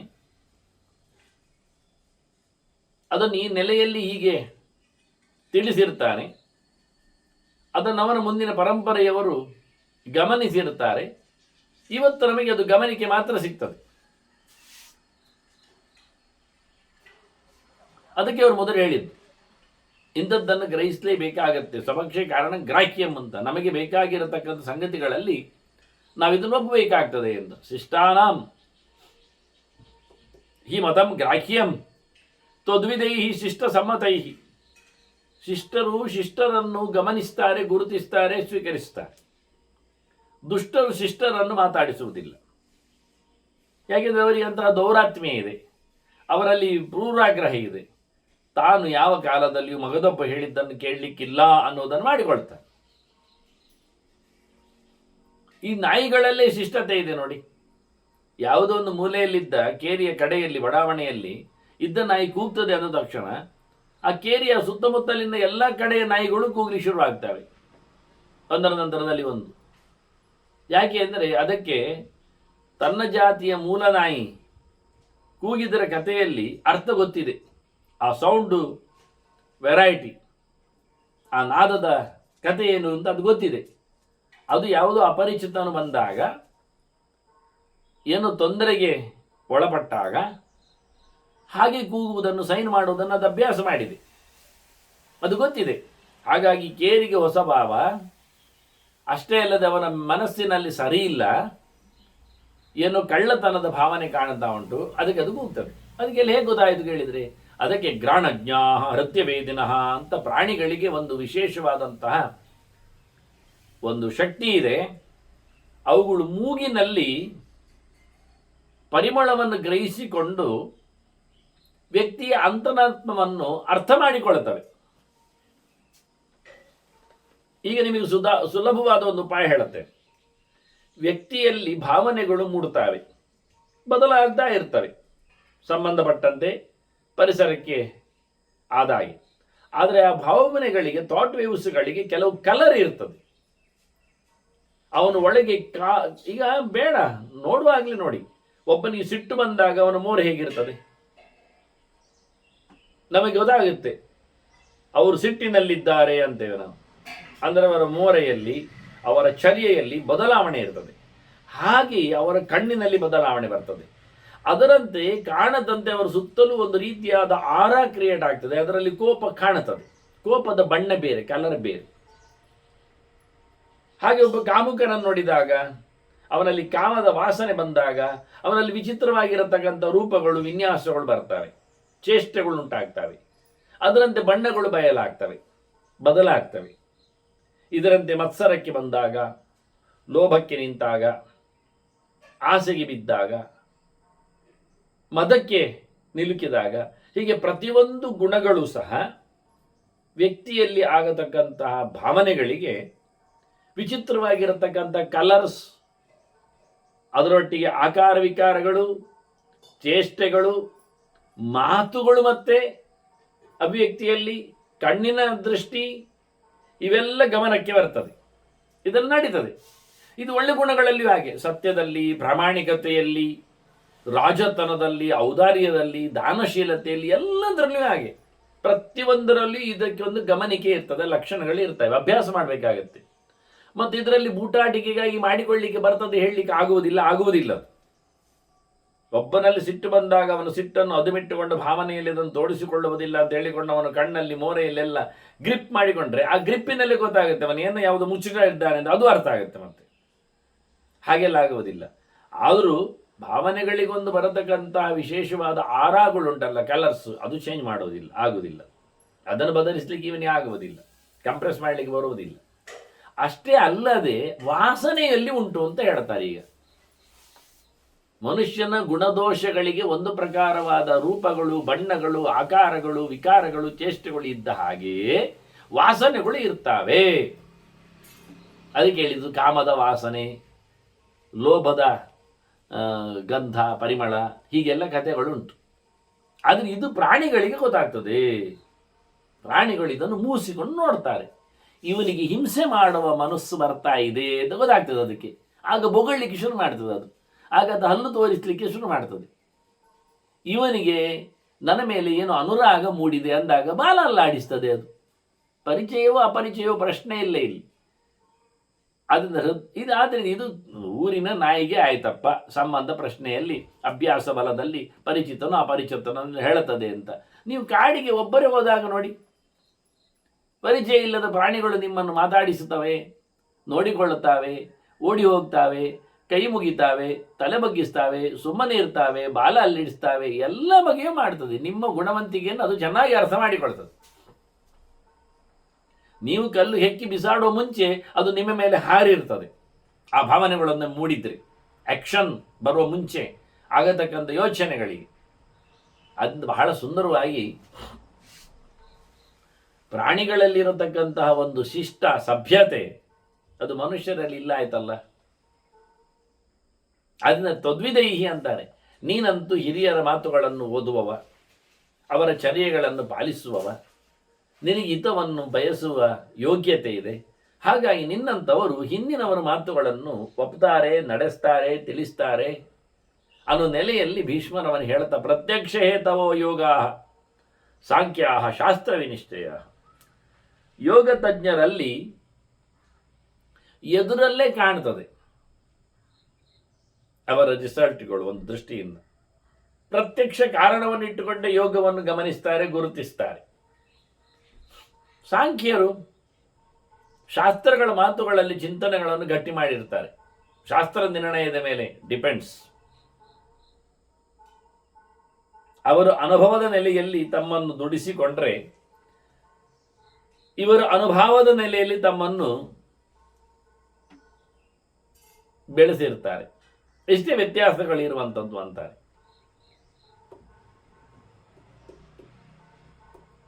ಉಭೇ ಚೈತೆ ಮತೆ ತತ್ವೇ ಮಮತಾತ ಯುಧಿಷ್ಠಿರ. ಧರ್ಮರಾಜನ ಹೇಳ್ತಾರೆ, ನನಗೆ ಇದೆರಡು ಒಳ್ಳೆಯದು, ಸಮ್ಮತವೇ. ನಾನು ಸಾಂಖ್ಯವನ್ನು ಒಪ್ತೇನೆ, ಯೋಗವನ್ನು ಒಪ್ತೇನೆ. ಎರಡು ತತ್ವಗಳೇ ಯಥಾರ್ಥವುಗಳೇ. ಉಭೇ ಚೈತೆ ಮತೆ ಜ್ಞಾನೇ ನೃಪತೆ ಶಿಷ್ಟ ಸಮ್ಮತಿ. ಇದು ಎರಡು ಹಿರಿಯರಿಗೆ ಇಷ್ಟವಾದದ್ದೇ, ಇದೆರಡು ಶಾಸ್ತ್ರ ಸಮ್ಮತವಾದದ್ದೇ. ಇದು ತಿಳಿದವರಿಗೆ, ತಿಳಿದು ನಡೆಸುವವರಿಗೆ ಇದು ಸರಿಯೇ. ಹೇಗೆ ನಡೆಸುವವ ತಿಳಿದಿರ್ತಾನೆ, ತಿಳಿದವ ನಡೆಸ್ತಾನೆ. ಗಮ್ಮತ್ತು ಕೇಳಿ ಮಾರ್ಯಾರೆ. ಒಬ್ಬ ಸ್ನಾನವನ್ನು ಹೇಗೆ ಮಾಡುವುದು ಅಂತ ತಿಳ್ಕೊಂಡ್ರೆ ಅವನು ಮಾಡದೇ ಇರ್ತಾನೆ. ಒಬ್ಬ ಸ್ನಾನ ಮಾಡ್ಲಿಕ್ಕೆ ಹೊರಟವ ಸರಿಯಾಗಿ ಮಾಡಬೇಕಂದಾಗ ತಿಳಿಯದೇ ಇರ್ತಾನೆ. ತಿಳಿದು ಮಾಡುವುದರಲ್ಲೇ ಗೌಜಿತನ ಇರುವುದು, ವಾಸ್ತವ ಇರುವುದು. ತಿಳಿದು ಮಾಡದವ ಅವನು ಅಯೋಗ್ಯ, ತಿಳಿಯದೆ ಮಾಡುವವ ಅವ ಮೂರ್ಖ. ಎಂತ ಮಾಡ್ತಾನೆ ಅವನಿಗೆ ಗೊತ್ತಿಲ್ಲ. ಅತ್ತವನು ದಡ್ಡನೂ ಆಗಬಾರ್ದು, ಇತ್ತವ ಸೋಮಾರಿ ಆಗಬಾರ್ದು. ತಿಳಿದು ಮಾಡದವ ಸೋಮಾರಿ ಕಡು. ಅದರಿಂದ ಸೋಮಾರಿ ಆಗಬೇಡ, ದಡ್ಡನಾಗಬೇಡ, ಎರಡನ್ನು ಗ್ಯಾರಂಟಿ ಮಾಡಿಬಿಡು. ಇಷ್ಟೇ. ನಮ್ಮಲ್ಲಿ ಎರಡು ಸೂತ್ರವನ್ನು ನಾವು ಬಳಸಿಕೊಂಡ್ರಾಯ್ತು. ಸೋಮಾರಿತನ ಬೇಡ ಅಂದ್ರೆ ಏನಾಯ್ತು, ಕರ್ಮತಂತ್ರದಲ್ಲಿ ಇರ್ತಾನೆ. ದಡ್ಡನಾಗಬೇಡ ಅಂದಾಗ ಅವನು ತಿಳ್ಕೊಳ್ಳಿಕ್ಕೆ ಹೋಗಿರ್ತಾನೆ. ಅದು ಎರಡನ್ನು ಒಟ್ಟು ಮಾಡಿಕೊ, ಅದು ಮೂರನೇ ಸೂತ್ರ. ತಿಳಿದು ನಡೆಸು ಅಂತ, ನಡೆಸು ತಿಳಿ, ಮುಗಿದೇನು. ಅದರಿಂದ ಇದೆರಡು ಪ್ರತ್ಯೇಕ ಅಲ್ಲ, ತಿಳಿದವರಿಗೆ ಚೆನ್ನಾಗಿ ಗೊತ್ತಿದೆ ಅಂತ. ಅನುಷ್ಠಿತೆ ಯಥಾಶಾಸ್ತ್ರ ನಯೇತಾಂ ಪರಮಾಂಗತಿ. ಕ್ರಮಬದ್ಧವಾಗಿ ಇದನ್ನು ನಡೆಸಿಕೊಂಡರೆ ಖಂಡಿತವಾಗಿ ಉಚ್ಚಗತಿಯನ್ನು ಪಡಿತಾನೆ ಎನ್ನುವುದರಲ್ಲಿ ಸಂಶಯ ಇಲ್ಲ ಅಂತ. ಎರಡು ಸಹ ಅಂದ್ರೆ ಏನು ಎರಡಾಯ್ತು ಈಗ ಕೇಳಿದರೆ, ಅರಿವು ಹೆಚ್ಚಿದೆ, ದುಡಿಮೆ ಕಡಿಮೆ ಇದೆ, ಇದು ಸಾಂಖ್ಯರ ಲಕ್ಷಣ. ದುಡಿತ ಜಾಸ್ತಿ ಇದೆ, ಅರಿವು ಕಡಿಮೆ ಇದೆ, ಇದು ಯೋಗರ ಲಕ್ಷಣ. ಅರಿವಿಲ್ಲದ ಯೋಗ ಅಲ್ಲ, ದುಡಿಮೆ ಇಲ್ಲದ ಸಾಂಖ್ಯ ಅಲ್ಲ, ಇಷ್ಟೇ. ಹೆಚ್ಚು ಮುಖ ಕಾಣುವಾಗ ಇಷ್ಟೇ. ಆದರೆ ತಿಳಿದವ ಮಾಡದೇ ಇರುವುದಿಲ್ಲ, ಸ್ವಲ್ಪ ಕಮ್ಮಿ ಮಾಡಬಹುದು ಅಂತ. ಮಾಡುವವ ತಿಳಿದೇ ಇರುವುದಿಲ್ಲ, ಸ್ವಲ್ಪ ಕಮ್ಮಿ ತಿಳಿದಿರಬಹುದು ಅಂತ. ಅದು ಯಾಕೆ ಕೇಳಿದರೆ ಅದು ಯೋಗ್ಯತೆ ಮೇಲೆ ನಿಂತಿದೆ. ವ್ಯಕ್ತಿಗಳ ಯೋಗ್ಯತೆ ಹಾಗೆ, ಅವರ ಯೋಗ್ಯತೆ, ಅವರ ಸ್ವಭಾವ. ಕಡಾಬಟ್ಟೆ ತಿಳ್ಕೊಳ್ಳಿಕ್ಕೆ ಕೆಲವರಿಗೆ ಆಗುವುದಿಲ್ಲ, ಆದರೆ ತಿಳಿಯದೇ ಇರುವುದಿಲ್ಲ. ಅವರು ಮಾಡುವುದರಲ್ಲಿ ತಿಳ್ಕೊಂಡಿದ್ದಾರೆ. ಹಾಗೆ ತುಂಬ ತಿಳ್ಕೊಂಡವರು ಇರ್ತಾರೆ, ಅದು ಎಲ್ಲ ಮಾಡಲಿಕ್ಕೆ ಬರುವುದಿಲ್ಲ. ಹಾಗಾಗಿ ಮಾಡುವಷ್ಟು ಮಾಡ್ತಾರೆ. ಹೀಗೆ ಬಹಳ ಚಂದವಾಗಿ ಸಾಂಖ್ಯ ಮತ್ತು ಯೋಗದ ಒಂದು ಅನುಬಂಧಗಳು. ಅದರಿಂದ ಇದು ಎರಡು ಸಹ ಉತ್ತಮ ಗತಿಯನ್ನು ಕೊಡಿಸುವುದರಲ್ಲಿ ಏನು ತಪ್ಪಿಲ್ಲ ಎನ್ನುವುದನ್ನು ಭೀಷ್ಮನು ಹೇಳುತ್ತಾನೆ. ಯಾಕೆ ಎರಡು ಕಡೆಯಲ್ಲಿ ಒಂದೇ ಪ್ರಕಾರ. ತುಲ್ಯಂ ಶೌಚಂ ತಯೋರೇಕಂ ದಯಾಭೂತೇಶು ಚಾನಘ ವ್ರತಾನಾಂ ಧಾರಣಂ ತುಲ್ಯಂ ದರ್ಶನನ್ನ ಸವಂತಯೋ. ಕಾಪಾಡಬೇಕಾದ ಮಡಿವಂತಿಕೆ, ಶುದ್ಧತನ, ನೈರ್ಮಲ್ಯ, ಎಲ್ಲ ಪ್ರಾಣಿಗಳಲ್ಲಿ ಭಾರಿ ಬೇಕಾದಂತಹ ಕಾರುಣ್ಯ, ದಯೆ, ಪ್ರೀತಿ, ವಿಶ್ವಾಸ, ನಿರಂತರವಾದ ವ್ರತಗಳ, ದೈಹಿಕವಾದ ವ್ರತಗಳ, ಮಾನಸಿಕವಾದ ವ್ರತಗಳ, ವಾಚಿಕ ವ್ರತಗಳ ಧಾರಣೆ, ನಡೆಸುವಿಕೆ ದೇಹದಲ್ಲಿ, ಇವೆಲ್ಲ ಎಲ್ಲದರಲ್ಲಿ ಉಂಟೇ ಉಂಟು. ತಿಳಿದವನಿಗೇನು ಕಟ್ಟುಪಾಡು ಕಮ್ಮಿ ಇಲ್ಲ, ಯೋಗದಲ್ಲಿ ನಿಷ್ಠಾತವನಿಗೇನು ಕಟ್ಟುಪಾಡಿನಲ್ಲಿ ಸಡಿಲಿಕೆ ಇಲ್ಲ. ಹಾಗೆ ಎಲ್ಲರಿಗೂ ಅಧ್ಯಯನ ಇದೆ, ಕಲೀಲಿಕ್ಕೆ ಇದೆ. ಯೋಗ ಅಂದಾಗ ಅಷ್ಟಾಂಗ ಯೋಗ ಅಂತ ನೀವೇನು ಸುಲಭವಾಗಿ ಹೇಳ್ತೀರಿ, ಅದರಲ್ಲಿ ಯಮನಿಯಮಗಳು ಉಂಟೇ ಉಂಟಲ್ಲ. ಅಯ್ಯೋ ಉಂಟಪ್ಪ ಅಂತೀ, ಸರಿ. ಯಮನಿಯಮವನ್ನು ಒಂದು ಸ್ವಲ್ಪ ಬಿಡಿಸಿ ನೋಡಿ. ಅಹಿಂಸಾ, ಸತ್ಯಂ, ಅಸ್ತೇಯಂ, ಬ್ರಹ್ಮಚರ್ಯಂ, ಅಪರಿಗ್ರಹ, ಇದು ಯಮಗಳು ಆಯಿತು. ಆನಂತರ ಶೌಚಂ, ತಪಃ, ತುಷ್ಟಿ, ಸ್ವಾಧ್ಯಾಯ, ಹರಿಪೂಜನಂ, ಇದು ನಿಯಮ. ಅದರಿಂದ ಸ್ವಾಧ್ಯಾಯ ಎನ್ನುವುದು ಓದು ಉಂಟಲ್ಲ, ಅದು ನಿಯಮದಲ್ಲಿ ಒಂದು. ನಾನು 5 ಯಮ ನಿಯಮಗಳನ್ನು ಹೇಳಿದ್ದು, ಇದನ್ನು 10 ಹೇಳಿದವರಿದ್ದಾರೆ, 12 ಹೇಳಿದವರಿದ್ದಾರೆ. ಅಂದರೆ ವೇದವ್ಯಾಸರ ಪುರಾಣಗಳಲ್ಲೇ ಅಲ್ಲಿ ಬಂದು ಹೋಗುವವರು ಶಿಷ್ಟರು. ಅದನ್ನು ಎಲ್ಲ ಮರ್ಜಿ ಮಾಡಿ, ಇನ್ಸರ್ಟ್ ಮಾಡಿ, ಕಡಿಮೆ ಮಾಡಿ, ಚೌಕಾಶಿ ಮಾಡಿ ನಾವು ಹೇಳಿದ್ದು ಯಮಗಳ ಇದು ಅಂತ. ಆ ನಿಯಮದಲ್ಲಿ ಒಂದು ಸ್ವಾಧ್ಯಾಯ. ಅದರಿಂದ ಓದದವನು ಯೋಗಿ ಆಗ್ತಾನ? ಇಲ್ಲ. ಒಂದು ನಿಯಮ ಇಲ್ಲ ಆಗ್ತದೆ, ನಿಯಮ ಇಲ್ಲದೆ ಮುಂದೆ ಹೋಗುದು ಹೇಗೆ ಮತ್ತೆ? ಯಮ ನಿಯಮಗಳು ಪಾಸಾದ ನಂತರ ಪ್ರಾಣಾಯಾಮ, ಪ್ರತ್ಯಾಹಾರ ಹೋಗುವುದು, ಅಪರಿಗ್ರಹ ಎಲ್ಲ ಮುಂದೆ ಹೋಗುವಂಥ ಕ್ರಮ. ಹೀಗಾಗಿ ಬಹಳ ಚಂದವಾಗಿ ಅಧ್ಯಯನ ಎನ್ನುವುದು ಎಲ್ಲ ಕಡೆ ಇದೆ, ಅದನ್ನು ಬಿಡುವ ಹಾಗೆ ಇಲ್ಲ. ಆದ್ದರಿಂದ ಎಲ್ಲದರಲ್ಲಿಯೂ ಸಮಾನವಾದದ್ದು. ಜ್ಞಾನಿಗೇನು ಮೀ ಬೇಕಾಗಿಲ್ಲ ಅಂತೇನಿಲ್ಲ, ಅವನು ಮೀವೇ. ಜ್ಞಾನೀಚ ಕರ್ಮಾಣಿ ಸದೋದಿತಾನಿ ಕುರಿಯಾದ ಕಾಮಃ. ತಿಳಿದವನು ತಿಳಿದ ನಂತರ ಏನಾದರೂ ಮಾಡಿದ ತೊಂದರೆ ಇಲ್ಲ. ಜ್ಞಾನಾಗ್ನಿ ಸರ್ವಕರ್ಮಾಣಿ ಭಸ್ಮಾತ್ ಕುರು ಸೇರ್ಜುನ. ಹೌದು, ಏನು ಮಾಡಿದರೂ ಅದು ತಪ್ಪಾಗುವುದಿಲ್ಲ ಎನ್ನುವುದು ಸತ್ಯ. ಜ್ಞಾನಿಗೆ ಅದು ದೊಡ್ಡ ಮಟ್ಟಿನ ಜ್ಞಾನ ಆಗಬೇಕಲ್ಲ, ಸುಲಭವಾದದ್ದಲ್ಲ ಅದು ಹೇಳಿದ್ದಲ್ಲಿ ಇರಲಿ. ಆದರೆ ಇನ್ನೂ ಒಂದು ಆಗ್ತಾರೆ, ಜ್ಞಾನೀಚ ಕರ್ಮಾಣಿ ಸದೋದಿತಾನಿ. ಕೃಷ್ಣ ಹೇಳ್ತಾನೆ, ನಾನು ಮಾಡ್ತೇನೆ ಮಾರಾಯ ದಿನ ಕೆಲಸ, ನಾನು ಮೀಯುವುದಾಗಲಿ, ಜಪದ ಅನುಷ್ಠಾನ ಮಾಡುವುದಾಗಲಿ, ಪ್ರವಚನ ಕೇಳುವುದಾಗಲಿ ನಾನು ಮಾಡುವುದಿಲ್ವ? ಉತ್ಸೀದೇವಿರ ಮೇಲೋಕಾನ ಕುರಿಯಾಂ. ನಾನು ಮಾಡದೇ ಇದ್ರೆ ಜನ ನಾಳೆ ಬಿಟ್ಟು ಹೋಗ್ತಾರೆ. ಅದು ನಾನು ಸಹ ಮಾಡ್ತೇನೆ, ಎಲ್ಲರೂ ಮಾಡಲೇಬೇಕು ಅಂತ ಕೃಷ್ಣನ ಅಭಿಪ್ರಾಯ. ಆದ್ರಿಂದ ತುಲ್ಯ ವ್ರತಗಳು ಎಲ್ಲ ಎರಡು ಕಡೆಯಲ್ಲಿಯೂ ಹೇಳಿರತಕ್ಕಂಥ ನಿಯಮಗಳು, ವ್ಯವಸ್ಥೆಗಳು ಎಲ್ಲ ಸಮಾನ. ಆದರೆ ಫಲ ಮಾತ್ರ, ರಿಸಲ್ಟ್ ಮಾತ್ರ ಅದು ವ್ಯತ್ಯಾಸ ಉಂಟು. ಯಾಕೆ? ಜ್ಞಾನಿಗೆ ಸಿಗತಕ್ಕ ರಿಸಲ್ಟ್ ಬೇರೆ, ಯೋಗಿಗೆ ಬೇರೆ. ಯಾಕೆಂದ್ರೆ ಜ್ಞಾನೀತು ಆತ್ಮೀಯತಮನ ಜ್ಞೇಯಶ್ರೇಯಾನ್ ದ್ರವ್ಯಮಯಾದ್ಯಜ್ಞ ಜ್ಞಾನಯಜ್ಞ ಅಂದಿದ್ದಾನೆ. ತಿಳಿಯುವುದುಂಟಲ್ಲ, ಅದು ಮುಗಿಯುವುದೇ ಇಲ್ಲ, ಎಂದು ನಿಲ್ಲದ ಕತೆ ಅದು. ಅಷ್ಟು ಅಪರಂಪಾರವಾದ ಅನಂತ ವೈವೇದ ಇರ್ಲಿಕ್ಕೆ ಹೋಗಿ ಹೀಗಾಗಿ ಅದ್ಭುತವಾದಂತಹ ಬೆಲೆ ಜ್ಞಾನಕ್ಕೆ ಇದೆ. ಆದರೆ ಈ ಗತಿಯ ನೆಲೆಯಲ್ಲಿ ಇದರ ನೆಲೆಯಲ್ಲಿ ಏನು ವ್ಯತ್ಯಾಸ? ಇಬ್ಬರು ವೈಕುಂಠಕ್ಕೆ ಹೋಗ್ತಾರೆ, ಮೋಕ್ಷವನ್ನು ಪಡಿತಾರೆ ಎನ್ನುವ ಸದ್ದಾಂಶಗಳಲ್ಲಿ ಏನು ಸಮಸ್ಯೆ ಅಲ್ಲ. ಅವರು ಪಡೆಯತಕ್ಕಂಥ ಆನಂದಗಳಲ್ಲೆಲ್ಲ ಭಾರಿ ಭಾರಿ ಭಾರಿ ಆಗ್ತದೆ ಅಂತ ಹೇಳಿ ಸುಲಭವಾಗಿ ಭೀಷ್ಮರು ಅವರಿಗೆ ಸಿಗತಕ್ಕಂಥ ಬೆನಿಫಿಟ್ಟಲ್ಲಿ ಹೆಚ್ಚು ಕಡಿಮೆ ಉಂಟು ಹೇಳಿದ ತಕ್ಷಣ ಧರ್ಮರಾಜ ಕೇಳಿಯೇ ಬಿಟ್ಟ. ಅಕಸ್ಮಾತ್ ನ ಸಮನ್ ದರ್ಶನಂ ಅಂತ ಕೇಳಿಕೊಂಡವ. ತಯೋ ಅವರಲ್ಲಿ ಫಲಕ್ಕೆ ವ್ಯತ್ಯಾಸ ಅಂತ ಬಂತು ಸಾಂಖ್ಯಯೋಗಕ್ಕೆ. ಆಗ ಭೀಷ್ಮರು ಹೇಳ್ತಾರೆ, ನೋಡಪ್ಪ, ರಾಗಂ ಮೋಹಂ ತಥಾ ಸ್ನೇಹಂ ಕಾಮಂ ಕ್ರೋಧಂಚ ಕೇವಲಂ ಯೋಗಾತ್ ಚಿತ್ವಾ ತಥೋ ದೋಷಾನ್ ಪಂಚೈತಾನ್ ಪ್ರಾಪ್ನುವಂತಿದೆ. ನೋಡಿ, ಪಂಚದೋಷಗಳುಂಟಲ್ಲ, ಅದನ್ನು ಬಿಡಲಿಕ್ಕೆ ಉಂಟು. ರಾಗ, ಆಸಕ್ತಿ, ಅನುರಾಗ, ಮೋಹ, ಒಂದರ ಮೇಲೆ ಮನಸ್ಸು ಮಾಡಿ ಅದನ್ನು ತೆಗಿಲಿಕ್ಕೆ ಬಾರದಷ್ಟು ಹೋಗಿಬಿಡುವಂಥದ್ದು, ಅಭಿಲಾಷೆಯ ಪರಾಕಾಷ್ಠೆ. ಅದರೊಟ್ಟಿಗೆ ಸ್ನೇಹ, ನಂಟು, ಪ್ರೀತಿ, ಕಾಮ, ಬಯಕೆಗಳು, ಕೋಪ. ಇದು ಪಂಚ ದೋಷಗಳನ್ನು ಯೋಗದಿಂದ ನಿಗ್ರಹ ಮಾಡಿಕೊಂಡು ಅದು ಬಿಟ್ಟು ಹೊರಗೆ ಕಳಿಸಿ ಅದನ್ನು ಅವರು ಗೆದ್ದು ಹೋಗ್ತಾರೆ. ಹೇಗೆ ಕೇಳಿದರೆ ಅದಕ್ಕೊಂದು ದೃಷ್ಟಾಂತ ಕೊಡ್ತಾರೆ. ಯಥಾಚ ಅನಿಮಿಷಾಹ ಸ್ಥೂಲಾಹ ಜಾಲಂ ಚಿತ್ವ ಪುನರ್ಜಲಂ ಪ್ರಾಪ್ನುವಂತಿ ತಥಾ ಯೋಗಾದ ತತ್ಪದಂ ವೀತಕಲ್ಮಷಾಹ. ಹಾಗೆ ಯೋಗದಿಂದಾಗಿ, ಸಾಮರ್ಥ್ಯದಿಂದ ಅವರು ತಮ್ಮ ಕಲ್ಮಶಗಳನ್ನು, ಮಾನಸವಾದಂತಹ ಆಸೆ, ಕೋಪ, ಅನುರಾಗ ಇವನ್ನೆಲ್ಲ ಕಳ್ಕೊಂಡು ಅವರು ಹೋಗ್ತಾರೆ. ಹೇಗೆ ಅಂದರೆ ಮೀನಿನ ಹಾಗೆ. ದೊಡ್ಡ ದೊಡ್ಡ ಮೀನುಗಳು ಬಲೆಯನ್ನು ತಪ್ಪಿಸಿಕೊಂಡು ಹೋಗ್ತವೆ, ಬಲೆ ಕಚ್ಚಿಯೋ ಬಲೆ ದುಡಿಯೋ ಹೋಗ್ತವೆ. ಹಾಗಾಗಿ ಮತ್ತು ಇವನ್ನ ನೀರೊಳಗೆ ಸೇರಿಕೊಳ್ತಾರೆ, ನೀರಿನಲ್ಲಿ ಹಿಡಿಲಿಕ್ಕೆ ಹೋದರೆ. ಮೀನುಗಳು ಸಿಕ್ಕಿ ಬೀಳುವುದಿಲ್ಲ ಅಂತ ತಿಳ್ಕೊಳ್ಳಬೇಡಿ, ಸಿಕ್ಕಿ ಬೀಳುತ್ತಾರೆ, ಆದರೆ ತಪ್ಪಿಸಿಕೊಳ್ತಾರೆ.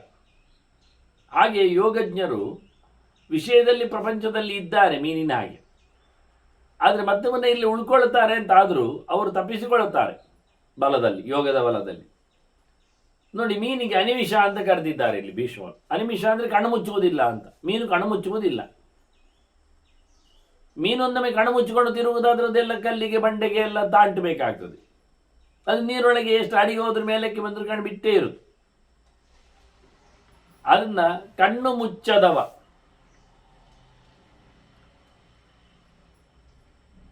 ಗಟ್ಟಿ ಬೆನ್ನಿನವ, ಕೋರೆದಾಡೆಯವ, ಸಿಂಹ ಮೋರೆಯವ, ಗಿಡ್ಡ ಕಾಲಿನವ, ಜುಟ್ಟು ಕಟ್ಟಿದವ, ಇದೆಲ್ಲ ಒಂದೊಂದು ಅವತಾರಗಳನ್ನು ಹೇಳುವ ಶಬ್ದಗಳು. ಹಾಗೆ ಕಣ್ಣು ಮುಚ್ಚದವ ಮತ್ಸ್ಯ ರೂಪದ ಭಗವಂತ ಅಂತ ಅರ್ಥ. ಇನ್ನು ಬಟ್ಟೆ ಇಲ್ಲದವ ಅವ ಬುದ್ಧ ಆಗ್ತಾನೆ, ಕುದುರೆ ಏರಿದವ ಅದು ಕಲ್ಕಿ ಆಗ್ತಾನೆ.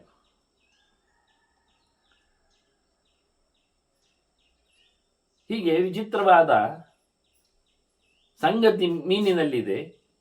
ಕಣ್ಣು ಬಿಟ್ಟುಕೊಂಡು ನೀರಿನಲ್ಲಿ ಗಮ್ಮತ್ತಿನಲ್ಲಿ ತಿರುಗಾಡಿಕೊಂಡಿದ್ರು ತನ್ನದೇ ಜಾಗದಲ್ಲಿ ತಾನೇ ಸಿಕ್ಕಿ ಬೀಳ್ತದೆ ಮೀನು ಬಲೆಯಲ್ಲಿ.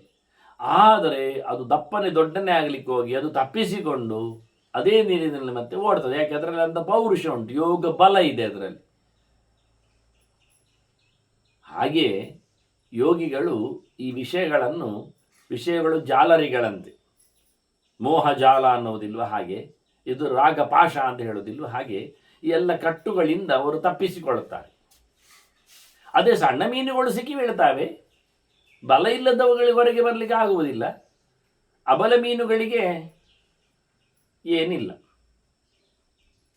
ಆದರೆ ನೀವೊಂದು ಪ್ರಶ್ನೆ ಕೇಳ್ಬೋದು, ನೀರಿನಲ್ಲಿ ಬಲೆಯಲ್ಲಿ ತಪ್ಪಿಸಿಕೊಂಡ್ರು ಮೀನು ಮತ್ತೆ ಸಿಕ್ಕಿ ಬೀಳುವುದು ನೀರಿನಲ್ಲಿ ಅಲ್ವಾ? ಮತ್ತೆ ಅದು ನೀರಿನಿಂದ ತಪ್ಪಿಸ್ಲಿಕ್ಕೆ ಹೋಗ್ಲಿಕ್ಕೆ ಆಗಲಿಲ್ಲಲ್ಲ, ಮತ್ತಿನ್ನೊಮ್ಮೆ ಬಲೆ ಹಾಕ್ತಾನೆ, ಮಗದೊಂದು ರೀತಿಯ ಬಲೆ ಹಾಕ್ತಾನೆ. ತಪ್ಪಿಸಿಕೊಳ್ಳದಂತೆ, ಹರಿದು ಹಾಕದಂತೆ ಇನ್ನೂ ವಿಚಿತ್ರವಾಗಿ ಹಿಡಿಲಿಕ್ಕೆ ಹೋಗ್ತಾನವ. ಹಾಗೆ ಪ್ರಪಂಚ ನಾನಾ ಬಗೆಯ ವಿಷಯಗಳಿಂದ ಮನುಷ್ಯನನ್ನು ಆವರಿಸ್ತದೆ. ಕರ್ಮ ಬಂಧನಗಳು ಅಂತಲೇ ಹಾಗೆ. ನಾವು ತಪ್ಪಿಸಲಿಕ್ಕೆ ಮಾಡುವುದು, ಅದು ಮತ್ತಷ್ಟು ಇಟ್ಕೊಳ್ಳೋದು. ಒಬ್ಬನ ಕೈಯಲ್ಲಿ ಹಲಸಿನಕಾಯಿ ತಿನ್ನಲಿಕ್ಕೆ ಹೋಗಿ ಮೇಣ ಮಾಡಿಕೊಂಡಿದ್ದಾನೆ, ಅದನ್ನಿಗೆ ತೆಗಿಬೇಕು. ಅದಕ್ಕೇನು ಮಾಡಿದ, ಅಲ್ಲಿ ತನ್ನ ವಾಹನದಲ್ಲಿ ಉಳಿಸಿದ್ದು ಒಂದಿಷ್ಟಿತ್ತು ಮಡಾಯಿ ಗ್ರೀಸ್, ಅದನ್ನು ಹಾಕಿ ತಿಕ್ಕಲಿಕ್ಕೆ ಹೋದ ಕೈಗೆ. ಈಗೇನಾಯ್ತು ಹೇಳಿ, ಹಚ್ಚಿದ ಮೇಣವನ್ನು ತೆಗಿಲಿಕ್ಕೆ ಹೋದವ ಇನ್ನಷ್ಟು ಹಚ್ಚಿಕೊಂಡ, ಒಂದಿಷ್ಟು ಗ್ರೀಸ್ ಎಲ್ಲ ಮೆತ್ತಿಸಿಕೊಂಡು ಅದು ಮತ್ತಷ್ಟು ಕೊಳಕಾಯಿತು. ತೆಗಿಲಿಕ್ಕೆ ಇನ್ನು ಬಹಳ ಕಷ್ಟ ಆಗ್ತದೆ. ಈಗ ಇದು ಒಂದು ಕಡೆಯಲ್ಲಿ ಆದದ್ದನ್ನು 3 ಕಡೆಯಲ್ಲಿ ಮಾಡಿಕೊಂಡಾಗಿ ಮೂರ್ಖ ಅಂದರೆ ಅದು ಅರ್ಥ, 3 ಕಡೆಯವ ಅಂತ. ಏನೋ ದಾರಿಯಲ್ಲಿ ಹೋದಾಗ ಮೆಟ್ಟಿದ ತಕ್ಷಣ ಮೆಟ್ಟಿಕೊಂಡಿದ್ದು ಮಾರೆ ಕಾಲಡಿಯಲ್ಲಿ ಹೇಳಿಕೊಂಡು ಕೈಯಲ್ಲಿ ಒಂದಿಷ್ಟು ತೆಗೆದುಬಿಟ್ಟ. ಆನಂತರ ಇದೆಂತ ಮಾರಾಯರೆ ಕೈಗೆ ಅಂಟಿದೆ ಎಲ್ಲ ಹೇಳಿಕೊಂಡು ಅದನ್ನು ಮೂಗಿಗೆ ಮುಟ್ಟಿಸಿಕೊಂಡ. ಯಾಕೆ ಅದು ಎಂಥದ್ದು ನೋಡ್ಲಿಕ್ಕಂತ. ಕೊನೆಗೆ ಗೊತ್ತಾಯ್ತು ಅವನಿಗೆ, ಮೂಗಿಗೆ ಮುಟ್ಟಿಸಿದಾಗ ಗೊತ್ತಾಯ್ತು ಅದು ಏನು ಮಾರಾಯ ಅಂದ. ಎಂತ ಮಾಡುದು ಈಗ, ಗೊತ್ತಾದದ್ದು ವಿಷಯ ಸತ್ಯ ಆಗಲಿ, ಕಣ್ಣಿನಲ್ಲಿ ನೋಡ್ಲಿಕ್ಕೆ ಗೊತ್ತಾಗಲಿಲ್ಲ, ಕಾಲಿಗಂತೂ ಗೊತ್ತಾಗಲಿಲ್ಲ, ಅಂಟಿಕೊಂಡಾಗ ಕೈಯಲ್ಲಿ ಇದ್ದಾಗ ಕೈಗೂ ಗೊತ್ತಾಗಲಿಲ್ಲ, ಕಣ್ಣಿಗೂ ಗೊತ್ತಾಗಲಿಲ್ಲ, ಮೂಗಿಗೆ ಗೊತ್ತಾಯ್ತು. ಈಗ 3 ಕಡೆ ಆಯ್ತು ಅವನಿಗೆ. ಮೂರ್ಖ ಅಂದರೆ ಹಾಗೆ, 3 ಕಡೆಯಲ್ಲಿ ಮಾಡಿಕೊಳ್ತಾನೆ ಸಂಗತಿಗಳನ್ನು. ಎಚ್ಚರ ಇದ್ದವ ಒಂದು ಕಡೆಯೂ ಮಾಡಿಕೊಳ್ಳುವುದಿಲ್ಲ, ಕಾಲಿಡುವಾಗಲೇ ನೋಡ್ತಾನೆ. ತಪ್ಪಿಸಿದರೂ ಕಾಲಲ್ಲೇ ತೆಗಿಲಿಕ್ಕೆ ನೋಡ್ತಾನೆ, ಕೈಯೂ ಹಾಕುವುದಿಲ್ಲ, ಪ್ರಯತ್ನಿಸುವುದಿಲ್ಲ, ಅಲ್ಲೇ ತೊಳ್ಕೊಳ್ತಾನೆ. ಈ ನಮೂನೆ. ಆದ್ರಿಂದ ಮನುಷ್ಯನ ಪಾಡು ಜೋರಿರ್ತದೆ ಪ್ರಪಂಚದಲ್ಲಿ. ಅದನ್ನ ಮೀನಿನ ದೃಷ್ಟಾಂತ ಕೊಟ್ಟರೆ, ಈಗ ಅವರು ತಪ್ಪಿಸ್ಲಿಕ್ಕೆ ಇನ್ನೊಂದು ದೃಷ್ಟಾಂತ ಕೊಡ್ತಾರೆ ಭೀಷ್ಮರು. ತಥೈವ ವಾಗುರಾಂ ಚಿತ್ವ ಬಲವಂತೋ ಯಥಾ ಮೃಗಾಹ ಅಂತಾರೆ. ಪ್ರಾಪನಿಯು ವಿಮಲಂ ಮಾರ್ಗಂ ವಿಮುಕ್ತ ಸರ್ವಬಂಧನೈ. ಕಾಡಿನಲ್ಲಿ ನೋಡಿ ಬಲೆ ಹಾಕ್ತಾರೆ, ಪ್ರಾಣಿಗಳನ್ನು ಹಿಡಿತಾರೆ. ಗಟ್ಟಿಮುಟ್ಟಾದ ಪ್ರಾಣಿಗಳು ಸಿಕ್ಕಿ ಬೀಳ್ತಾವ. ಬಲೆಯನ್ನೇ ಹರಿದು ಎಳ್ಕೊಂಡು ಹೋಗಿ ಅವನಿಗೆ ನುಕ್ಸಾನ್ ಆಗ್ತದೆ. ಅದರಿಂದ ಎಲ್ಲ ಬಂಧನಗಳಿಂದ ಕಳ್ಕೊಳ್ತವೆ ಪ್ರಾಣಿಗಳು. ಈಗ ಮೀನಾದ್ರೆ ನೀರಿನಲ್ಲಿ ಅಲ್ಲೇ ಉಂಟು ಅಂತ ನಾಳೆಗೆ ಅಂತ, ಪ್ರಾಣಿಗಳಾಗಲ್ಲ, ಅಲ್ಲಿಂದ ತಪ್ಪಿಸಿಕೊಂಡು ಹೋಗ್ತವೆ. ಅವು ಮತ್ತೆ ನಾಳೆಯಲ್ಲಿ ಬರುವುದೇ ಇಲ್ಲ, ಆ ಕಾಡು ಬಿಟ್ಟು ಇನ್ನೊಂದು ಕಾಡಿ ಸೇರ್ತವೆ. ಮೀನಿಗೆ ಇನ್ನೊಂದು ನೀರಿಗೆ ಹೋಗ್ಲಿ ಬರ್ತದ? ಒಂದು ಕೊಳದಲ್ಲಿದ್ದ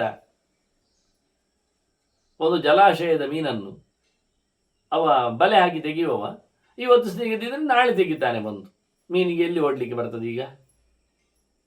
ಆಗುವುದಿಲ್ಲ. ಹಾಗೆ ಬಲೆಗೆ ಸಿಗದಿದ್ರೆ ಕೊಕ್ಕೆ ಹಾಕಿ ತೆಗಿತಾನೆ, ಗಾಳ ಹಾಕ್ತಾನೆ, ಈಟಿಯನ್ನು ಚುಚ್ಚಿ ತೆಗಿತಾನೆ, ಇನ್ಯಾವುದೋ ಪ್ರಕಾರದಲ್ಲಿ ತೆಗಿಲಿಕ್ಕೆ ನೋಡ್ತಾನೆ. ನೀರು ಬತ್ತಿಸಿ ತೆಗೆದಾನು. ಕಾಡಿನ ಪ್ರಾಣಿಗಳನ್ನು ಹೇಗೆ ಹಿಡಿಯುವುದು? ಹೇಗೆ ಹಿಡಿಲಿಕ್ಕೆ ಹೋಗ್ತಾನೆ? ಆಗೋದಿಲ್ಲ, ಕೈಯಲ್ಲಿ ಹಿಡಲಿಕ್ಕೆ ಬರುವುದಿಲ್ಲ. ಕಾಡು ಬೋಳಿಸಿ ಹಿಡಿಲಿಕ್ಕೆ ಆಗುವಂಥದ್ದಲ್ಲ. ಕಾಡು ಬೋಳಿಸುವಾಗ ಇನ್ನೊಂದು ಗಾಡಿ ಓಡಿ ಆಗಿರ್ತವೆ ಅವುಗಳು, ಇವನಿಗಿಂತ ಭಾರಿ ಜೋರು ಓಡ್ತಾವೆ ಅವುಗಳು. ಮೀನುಗಳು ಚೌಕಟ್ಟಿನಲ್ಲಿ ಸಿಕ್ಕಿ ಬೀಳುತ್ತವೆ, ಪ್ರಾಣಿಗಳು ಸಿಕ್ಕಿ ಬೀಳೋದಿಲ್ಲ. ಅದಕ್ಕೆ ಇನ್ನೊಂದು ದೃಷ್ಟಾಂತ ಕೊಟ್ಟರು ಅವರು. ಎಲ್ಲಿ ಓಡಿದ್ರು ಮಗದೊಂದು ಕಾಡಿನಲ್ಲಿ ಬರ್ತಾರಲ್ಲ, ಆ ಕಾಡಿನಲ್ಲಿ ನಾವು ಮುತ್ತಿ ಆಗೋದು, ಈ ಕಾಡಿನಲ್ಲಿ ಇನ್ನೊಬ್ಬರು ಮುತ್ತಿ ಆಗೋದು ಅಂತ. ಒಮ್ಮೆ ನೀವು ಏನಾದರೂ ಎಲ್ಲಿ ಅದು ವಿಷಯಗಳು ಹೀಗೆ ಪ್ರಪಂಚದಲ್ಲಿ ಕಣ್ಣು ಮುಚ್ಚಿ ಕೂತ, ಆದರೆ ಮನಸ್ಸು ಅಲ್ಲಿ ಯೋಚನೆ ಮಾಡ್ತಾ ಇರ್ತಾನೆ, ಮತ್ತೆ ಎಲ್ಲ ಕಾಣ್ತಾ ಇರ್ತದೆ. ಕಣ್ಣಿಗೆ ತೆರೆದರೆ ಚೂರೇ ಕಾಣೋದು, ಕಣ್ಣು ಮುಚ್ಚಿದರೆ ಎಲ್ಲ ಕಾಣ್ತದೆ. ಈಗ ಅವನಿಗೆ ಕಿವಿ ಮುಚ್ಚಲಿಕ್ಕೆ ಬರುವುದೇ ಇಲ್ಲ, ಕೇಳೋದಿಲ್ಲ ಅಂತ ಹೇಳ್ತಾನೆ, ಆದರೂ ಸಹ ಮೆಲ್ಲಕ್ಕೆ ಕಿವಿ ಕೊಡ್ತಾನೆ. ಅವರೆಂತ ಹೇಳುವುದು ಯೋಚನೆ ಮಾಡ್ತಾನೆ, ತಲೆಯಲ್ಲಿ ಯೋಚನೆ ಮಾಡ್ತಾನೆ.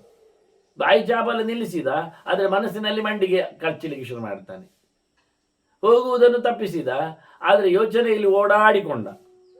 ಇದು ಕ್ರಮ, ಇದು ವಿಷಯಗಳ ಸೆಳೆತಗಳ ಕತೆ, ಇದು ವಿಚಿತ್ರ, ಇದು ಅತ್ಯಂತ ದುರಂತ ಅಂತಾನೆ ಕೃಷ್ಣ.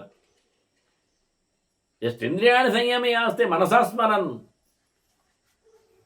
ವಿಷಯಗಳನ್ನು ತಲೆಯಲ್ಲಿ ಓಡಿಸುವವ ಇದ್ದಾನಲ್ಲ, ಅವ ಅತ್ಯಂತ ಕೆಟ್ಟವ, ಮಿಥ್ಯಾಚಾರ ಉಚ್ಯತೆ ಅಂತ. ಅಂಥವನನ್ನು ಅತ್ಯಂತ ದರಿದ್ರ ಅಂತ, ನಾಟಕ ಅಂತಾರೆ ಅವರು. ವಾಸ್ತವವಾಗಿ ತೋರಿಕೆಗೆ ಮಾಡುವಂಥ ಕತೆ ಅಂತ, ಹೇಸಿಗೆ ಅಂತಾರೆ. ಓವರ್ ಆಕ್ಟ್ ಅಂತೇವಲ್ಲ ನಾವು, ಹಾಗೆ ಅದು ಪ್ರಯೋಜನ ಇಲ್ಲ. ಅದಕ್ಕೆ ಇನ್ನೊಂದು ದೃಷ್ಟಾಂತ ಕೊಡ್ತಾರೋ, ಎಂತ ಯೋಗದ ಬಲ ಬೇಕು ಅಂತ ಹೇಳಿದ್ರು, ಬಲದಲ್ಲಿ ಮಾತ್ರ ಕೆಲಸ ಆಗ್ತದೆ ಅಂತ ಅವ್ರು ಹೇಳ್ತಾರೆ. ಇನ್ನೂ ಸಹ ಬಲದ ಗತಿ ಹೇಗಿರ್ತದೆ ಅಂತ ಹೇಳಲಿಕ್ಕೋಸ್ಕರ, ಯಥಾಚ ಶಕುನಾಹ ಸೂಕ್ಷ್ಮ ಪ್ರಾಪ್ಯ ಜಾಲವರಿಂದವ ತತ್ರಸಕ್ತಾ ವಿಬದ್ಯಂತೆ ಮುಚ್ಚಂತೆ ಚ ಬಲಾನ್ವಿತಾ. ನೋಡಿ ಹಕ್ಕಿಗಳು ನೋಡಿ, ಅದನ್ನು ಬಲೆಯಲ್ಲಿ ಹಿಡಿತಾರೆ, ಅವುಗಳು ತಪ್ಪಿಸಿಕೊಳ್ಳುತ್ತವೆ, ಅವುಗಳಿಗೆ ಓಡಲಿಕ್ಕೆ ಹೊರತುಂಟು. ಅವುಗಳು ನೋಡಿ ಎಷ್ಟು ಜೋರು. ಇದಕ್ಕೆ ಇದು ಕೇಚರ ದೃಷ್ಟಾಂತ ಕೊಟ್ಟ ನೋಡಿ. ಜಲಚರ ಆಯಿತು, ಭೂಚರ ಆಯಿತು, ಕೇಚರ ಆಯಿತು. ನೋಡಿ ಮಾರ್ರೆ ಗಮನಿಕೆ ಹೇಗೆ ಅಂತ, ಕಲೀಲಿಕ್ಕೆ ಎಷ್ಟು ಚೆನ್ನಾಗಿರ್ತದೆ ಅಂತ. ನೀರಿನಲ್ಲಿ ಸಂಚರಿಸುವುದಾಗಿದ್ದರೆ ಮೀನುಗಳ ಕತೆ ಹೇಳಿದರು, ನೆಲದಲ್ಲಿ ಸಂಚರಿಸುವುದಾದರೆ ಪ್ರಾಣಿಗಳ ಕತೆ ಹೇಳಿದರು, ಆಕಾಶದಲ್ಲಿ ಹೋಗುವುದಾದರೆ ಹಕ್ಕಿಗಳ ಕತೆ ಹೇಳ್ತಾರೆ. ನೋಡಿ, ಮೂರು ದೃಷ್ಟಾಂತದಿಂದ ಒಬ್ಬ ಯೋಗ ಉಳ್ಳವ ಯೋಗದ ಬಲದಿಂದ ಹೇಗೆ ಈ ಪ್ರಪಂಚವನ್ನು ಗೆಲ್ತಾನೆ ಹೇಳಲಿಕ್ಕೋಸ್ಕರ ಅವರು ತೋರಿಸಿಕೊಡುವಂಥದ್ದು. ಮಣ್ಣು, ನೀರು, ಬೆಂಕಿ, ಇದು 3 ಪ್ರಕಾರಕ್ಕೋಸ್ಕರ. ಮಣ್ಣಿರುವುದು ನೆಲದಲ್ಲಿ ಅಂತಾದರೆ, ನೀರಿರುವುದು ನೀರಲ್ಲಿ ಆದರೆ, ಜಲದಲ್ಲಿ ಆಶಯದಲ್ಲಿ ಆದರೆ, ಬೆಂಕಿ ಇರುವುದು ಸೂರ್ಯರ ಚಂದ್ರಗಳು ಬರುವಂಥದ್ದು, ಬಿಸಿ ಬರುವಂಥದ್ದು ಮೇಲಿನಲ್ಲಿ ಆಕಾಶದಲ್ಲಿ. ಹೀಗೆ ಮಣ್ಣು, ನೀರು, ಬೆಂಕಿಗಳ ಸೆಳೆತದಿಂದ ತಪ್ಪಿಸಿಕೊಳ್ಳಲಿಕ್ಕೆ ಗಾಳಿ ಆಕಾಶಗಳು ಬೇಕೇ ಬೇಕಲ್ಲ ಅವನಿಗೆ. ಹಾಗಾಗಿ ಊಟೋಪಚಾರಗಳ ನಿಯಂತ್ರಣ ಜೊತೆಯಲ್ಲಿ ಹಿಂದೆ ಹೇಳಿದ್ದಾರಲ್ಲ ಅವರು, ಕೃಷ್ಣೋದರ ವೇಗವನ್ನು ಕಂಟ್ರೋಲ್ ಮಾಡುವ ಬಗೆ ಅಂತ ಹೇಳುತ್ತಾ. ಹಾಗಾಗಿ ತಿನ್ನದೇ ಇರುವವನು, ಕುಡಿಯದೇ ಇರುವವನು ಯಾವುದೇ ರೀತಿಯಾದ ದೈಹಿಕವಾದಂತಹ ಕ್ಷಮತೆಯನ್ನು ಕಳ್ಕೊಳ್ಳುತ್ತಾನೆ ತನ್ನಷ್ಟಕ್ಕೆ. ಅವನಿಗೆ ಆಸೆ ಆಕಾಂಕ್ಷೆಗಳು, ಕೋಪ ತಾಪಗಳು ಬರುವುದಿಲ್ಲ. ಬರಲಿಕ್ಕೆ ರೈಸಾಗಲಿಕ್ಕೆ ಅವನಲ್ಲಿ ನೀರು, ಊಟದ ಕತೆ ಇಲ್ಲಲ್ಲ. ಹಾಗೆ ಆದ್ದರಿಂದ ಇದಕ್ಕೆ 3 ದೃಷ್ಟಾಂತ ಕೊಡುತ್ತವರು ಬಹಳ ಚಂದವಾಗಿ. ಯೋಗ ಬಲ ಇದ್ದವ ಹೇಗೆ ತಪ್ಪಿಸಿಕೊಳ್ಳುತ್ತಾನೆ, ಅದೇ ಇಲ್ಲದವ ಹೇಗೆ ಸಿಕ್ಕಿ ಬೀಳುತ್ತಾನೆ. ಅದು ಎಲ್ಲಿಂದ ಬಂತು ಇವನಿಗೆ ಬಂಧನ, ಕರ್ಮ ಬಂಧನಗಳು ಅಂದರೆ ಲೋಭಜಾನಿ ತಥಾ ರಾಜನ ಬಂಧನಾನಿ ಬಲಾನ್ವಿತ. ಯಾರಿಗೆ ಜ್ಞಾನದ ಬಲ ಇಲ್ಲ ಅವರು ಇದರಲ್ಲಿ ಸಿಕ್ಕಿ ಬೀಳುತ್ತಾರೆ, ಕರ್ಮ ಬಂಧನದಲ್ಲಿ. ಯಾರಿಗೆ ಜ್ಞಾನದ ಬಲ ಇದೆ, ಬಲಿಷ್ಠರು ಅಂದರೆ ಹಾಗರ್ಥ, ಕೆಲವು ಆತ್ಮಬಲ ಇದ್ದ ಹಾಗೆ. ಆದ್ದರಿಂದ ಇವೆಲ್ಲ ಬರುವಂಥದ್ದು, ಬಂಧನಗಳೆಲ್ಲ ಬರುವಂಥದ್ದು ಕಾಮ, ಕ್ರೋಧ, ಲೋಭದಿಂದಲೇ. 3ನೇ ಅಂತ ಲೋಭದ್ದದು. ಹಾಗಾಗಿ ಅದನ್ನು ಯೋಗದಿಂದ ಬಲಿಷ್ಠರಾದವರು ಚಿತ್ವಾ ಯೋಗಾತ್ ಪದಂ ಮಾರ್ಗಂ ಗಚ್ಚಂತಿ ವಿಮಲಂ ಶಿವಂ. ಸುಂದರವಾದ, ಆನಂದ ಭೂಯಿಷ್ಠವಾದ, ತ್ರಿಗುಣಾತೀತವಾದ, ಸ್ವನಿಷ್ಠವಾದ ಆನಂದವನ್ನು ಪಡೀಲಿಕ್ಕೆ ಅವರು ಸಮರ್ಥರಾಗ್ತಾರೆ ಯೋಗದ ಬಲದಲ್ಲಿ. ಒಂದೊಮ್ಮೆ ಬಲ ಇಲ್ಲದೇ ಇದ್ದರೆ ಸೋತೋಗ್ತಾರೆ. ಅದೇಗೆ ಅಂದರೆ ನೋಡಿ, ಒಂದು ಸಣ್ಣ ಬೆಂಕಿ ಉಂಟು, ರಾಶಿ ಕಟ್ಟಿಗೆ ಹಾಕುವುದು, ಏನಾಗ್ತದೆ ಹೇಳಿ? ಅಲ್ಪಕಶ್ಚ ಯಥಾ ರಾಜನ್ ವನ್ನಿ ಶಾಮ್ಯತಿ ದುರ್ಬಲ. ಅದಕ್ಕೆ ಬಲ ಇಲ್ಲ. ಆಕ್ರಾಂತ ಇಂಧನೈ ಸ್ಥೂಲೈ, ದಷ್ಟ ಗಟ್ಟಿ ಮುಟ್ಟಾದ ದಪ್ಪದ ಹೆಂಟೆ ಕಟ್ಟಿಗೆಯನ್ನು ಹಾಕಿಬಿಟ್ರೆ ಸಣ್ಣ ಬೆಂಕಿ ಸತ್ತೇ ಹೋಗ್ತದೆ. ಹಾಗೆ ಅದಕ್ಕೆ ಬಲ ಇಲ್ಲ. ತದ್ವತ್ ಯೋಗೋ ಬಲ ಪ್ರಭವೋ. ಅದು ಯೋಗದ ಬಲ ಅಂದರೆ ಹೀಗೆ. ಯೋಗದಲ್ಲಿ ಗಟ್ಟಿಮುಟ್ಟಾದ ಬಲ ಇದ್ದರೆ ಅವನು ಈ ವಿಷಯ ಸುಖದಿಂದ ತಪ್ಪಿಸಿಕೊಂಡು ವಿಷಯದ ಸಾಮ್ರಾಜ್ಯದಿಂದ ದೂರಕ್ಕೆ ಹೋಗಿ ಅನುಭವಿಸಿಕೊಂಡು ಇಷ್ಟೇ ಅಂತ ಅರ್ಥ ಮಾಡಿಕೊಂಡು ಅದನ್ನು ಬಿಸಾಡಿ ಹೋಗ್ತಾರೆ. ಇಲ್ಲ ಆದರೆ ಅದರ ಜೊತೆಯಲ್ಲಿ ಸುಣ್ಣ ಆಗ್ತಾರೆ. ಅದೇ ಒಂದೊಮ್ಮೆ ಅದೇ ಸಣ್ಣ ಬೆಂಕಿಗೆ ಗಾಳಿ ಸೇರಲಿ ನೋಡುವ, ಗಾಳಿಗೆ ಬಲ ಬರಲಿ, ಬೆಂಬಲ ಬರಲಿ, ತನ್ನಷ್ಟಿಗೆ ಸಣ್ಣ ಬೆಂಕಿ ದೊಡ್ಡದಾಗಿ ಆಗಿ ಇಡೀ ನೆಲವನ್ನೇ, ಕಾಡನ್ನೇ, ಊರನ್ನೇ ಸುಟ್ಟು ಬಿಡ್ತದೆ. ಹೇಗೋ ಹಾಗೆ. ಅದರಿಂದ ಒಳ್ಳೆ ಬಲಿಷ್ಠನಾದವ. ಈಗ ನೋಡಿ ಆಯಿತು, ಸಮೀರ ಬಲ ಅಂತ, ಸಮೀರಣ ಬಲ ಅಂತ, ಗಾಳಿಯ ಬಲ ಬಂತು. ಗಾಳಿಯ ಬಲ ಅಂದ್ರೆ ಏನು? ಪ್ರಾಣಾಯಾಮದ ಬಲ. ಪ್ರಾಣಾಯಾಮದ ಬಲವಂತ, ಪ್ರಾಣದೇವರ ಅನುಗ್ರಹ ಆಯ್ತಾ, ಯೋಗಿ ಪಾರಾಗ್ತಾನೆ, ದೇವರೆಡೆಗೆ ಸಾಕ್ತಾನೆ. ದೇವರೆಡೆಗೆ ಕರ್ಕೊಂಡು ಹೋಗುವ ಯಾರು? ಸಯೇನಾ ಬ್ರಹ್ಮಗಮಯತಿ. ಒಳಗೆ ನಿಂತ ಉಸಿರಾಟದ ನೆಲೆಯಲ್ಲಿ ಕೆಲಸಗಳನ್ನು ಮಾಡಿದ ಸಾಕ್ಷಿಯಾಗಿ ನಿಂತವ ಪ್ರಾಣ. ನಾವು ಕೆಲಸ ಏನು ಮಾಡಿದ್ದೇವೆ ಅಂತ ಹೇಳಲಿಕ್ಕೆ ಮೂಲ ಕಾರಣ, ಮೂಲ ಸಾಕ್ಷಿ ಯಾರು ಅಂದರೆ ಪ್ರಾಣ, ಉಸಿರಿನ ದೇವತೆ. ಅದು ವೈಷ್ಣವ ಆಗಲಿ, ಶೈವ ಆಗಲಿ, ಶಾಕ್ತ ಆಗಲಿ, ಗಾಣಪತ ಆಗಲಿ, ನಾಸ್ತಿಕ ಆಗಲಿ, ಅಥವಾ ಅಹಿಂದು ಆಗಲಿ, ಯಾರೇ ಆಗಲಿ, ಅವನ ಮೂಗಿನಲ್ಲಿ ನಿಂತ ಉಸಿರೇ, ಗಾಳಿಯೇ ಅವನ ಪ್ರತಿನಿತ್ಯದ ಲೆಕ್ಕಾಚಾರವನ್ನು ಹೇಳ್ತದೆ. ಇವತ್ತಿನ ಇಷ್ಟನೆಯ ಗಾಳಿ ನಿನ್ನಿಗೆ ಈ ಕೆಲಸ ಮಾಡಿದು, ಈ ಹೊತ್ತಿನಲ್ಲಿ ಈ ಗಾಳಿ ನಿನ್ನನ್ನು ಈ ಕೆಲಸ ಮಾಡಿಸ್ತಾ ಇತ್ತು. ಅದರಿಂದ ಯಾರ ಕಣ್ಣು ತಪ್ಪಿಸಿಯೂ ಏನು ಕೆಲಸ ಮಾಡಿದರೂ ನಮ್ಮ ಉಸಿರಿನ ಕಣ್ಣು ತಪ್ಪಿಸಿ ನಾವೇನು ಕೆಲಸ ಮಾಡಲಿಕ್ಕೆ ಆಗುವುದಿಲ್ಲ. ಅದು ನಿದ್ದೆಯಲ್ಲಿಯೂ ಮಾಡಿದ್ದ ಕ್ರಿಯೆಗಳು. ಹೌದಾ ಕೇಳ್ತಾರೆ ಕೆಲವರು, ನಿನ್ನದು ಕಾಲು ಮಾರೆ ನನ್ನ ಮುಸುಣ್ಣಿನ ಮೇಲೆ ಬಂದು ಬಿತ್ತಿದ್ದಲ್ಲ. ನಂಗೆ ಗೊತ್ತೇ ಇಲ್ಲ, ನಿದ್ದೆಯಲ್ಲಿ. ಹೌದು, ನಿದ್ದೆಯಲ್ಲಿ. ಅದು ನಿದ್ದೆಯಲ್ಲಿಯೂ ಸಹ ಉಸಿರು ವ್ಯಾಪಾರ ನಿಲ್ಲಿಸುವುದಿಲ್ಲ, ಉಸಿರಾಡ್ತಾ ಇರ್ತಾನೆ. ಹಾಗಾಗಿ 24 ಗಂಟೆಯ ವರದಿ ಸಿಗುವಂಥದ್ದು ಪ್ರಾಣನಲ್ಲಿ. ಬೇಡ ಹೇಳಿದ್ರು ನಾವು ಅವನ ಅಧೀನವೇ. ನಮಗೆ ಉಸಿರು ಬೇಡಪ್ಪ ಹೇಳಿ ಯಾರಾದರೂ ಮೂಗು ಕಟ್ಟಿಕೊಂಡು ಮಲಗ್ತಾರ, ಕೂತ್ಕೊಳ್ತಾರ? ಇಲ್ಲ.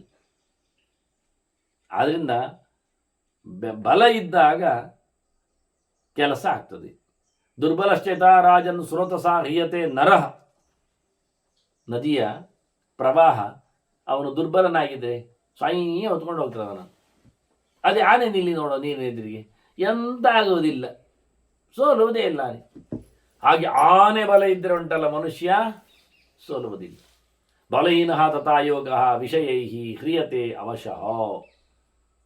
ಬಲಹೀನನಾದವ ವಿಷಯಗಳಿಗೆ ಸಿಕ್ಕಿ ಸಿಲುಕಿ ಕೊಚ್ಚಿಯೇ ಹೋಗ್ತಾನೆ. ಯಾರು ಭಗವಂತನ ವಶನಾಗಿ ಈ ವಿಷಯಗಳಿಗೆ ಅವಶನಾಗಿ, ಅವಶ ಅಂದರೆ 2 ಅರ್ಥ, ವಿಷಯಗಳಿಗೆ ಅವಶ ಮತ್ತೆ ಅಕಾರವಾಚ್ಯನಾದ ಪರಮಾತ್ಮನಿಗೆ ವಶ, ಅಹಿತಿ ಬ್ರಹ್ಮ ಅಂತ. ವಿಶಂತಿ ಚ ಅವಶಾಹ ಪಾರ್ಥ ಯೋಗ ಯೋಗ ಬಲಾನ್ವಿತಾ. ಈ ದೇವರ ಯೋಗದಿಂದ, ಅದರ ಬಲದಿಂದ ಅವರು ಪ್ರಜಾಪತಿ ಋಷೀನ್ ದೇವಾನ್ ಮಹಾಭೂತಾನಿ ಚೇಶ್ವರ ಉತ್ತಮೋತ್ತಮವಾದ ಲೋಕಗಳೆಡೆಗೆ ಪ್ರವೇಶ ಮಾಡ್ತಾನೆ.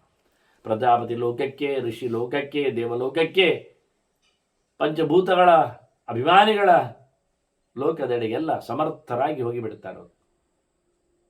ಈಶತೆ ನ ಯಮಃ. ಅವರಿಗೆ ಯಮನು ಎಂಥದ್ದು ಮಾಡೋದಿಲ್ಲ, ಸಾವು ಅವರಿಗೆ ಬರೋದಿಲ್ಲ, ದೀರ್ಘಕಾಲ ಬದುಕ್ತಾನೆ ಯೋಗದ ನೆಲೆಯಲ್ಲಿ. ಸರ್ವೇ ಯೋಗಸ್ಯ ಅಮಿತ ತೇಜಸಃ. ಎಲ್ಲರೂ ಸಹ ಯೋಗಿಗೆ ಸಹಾಯ ಮಾಡ್ತಾರೆ, ಅಷ್ಟು ಜೋರಿದ್ದಾನವ.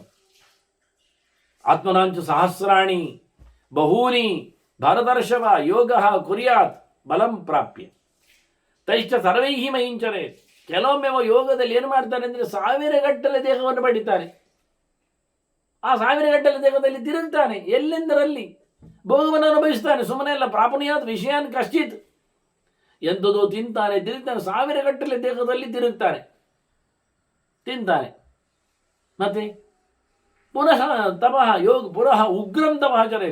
ಭಯಂಕರವಾಗಿ ತಪಸ್ಸು ಮಾಡಿಯ. ತಿಂದದ್ದು ಲೆಕ್ಕಕ್ಕಿಲ್ಲ, ಸುಮ್ಮನೆ ವಿಷಯ ಭೋಗಕ್ಕೋಸ್ಕರ ಅಲ್ಲ, ಅದು ಉಪಯೋಗ ಇಲ್ಲ.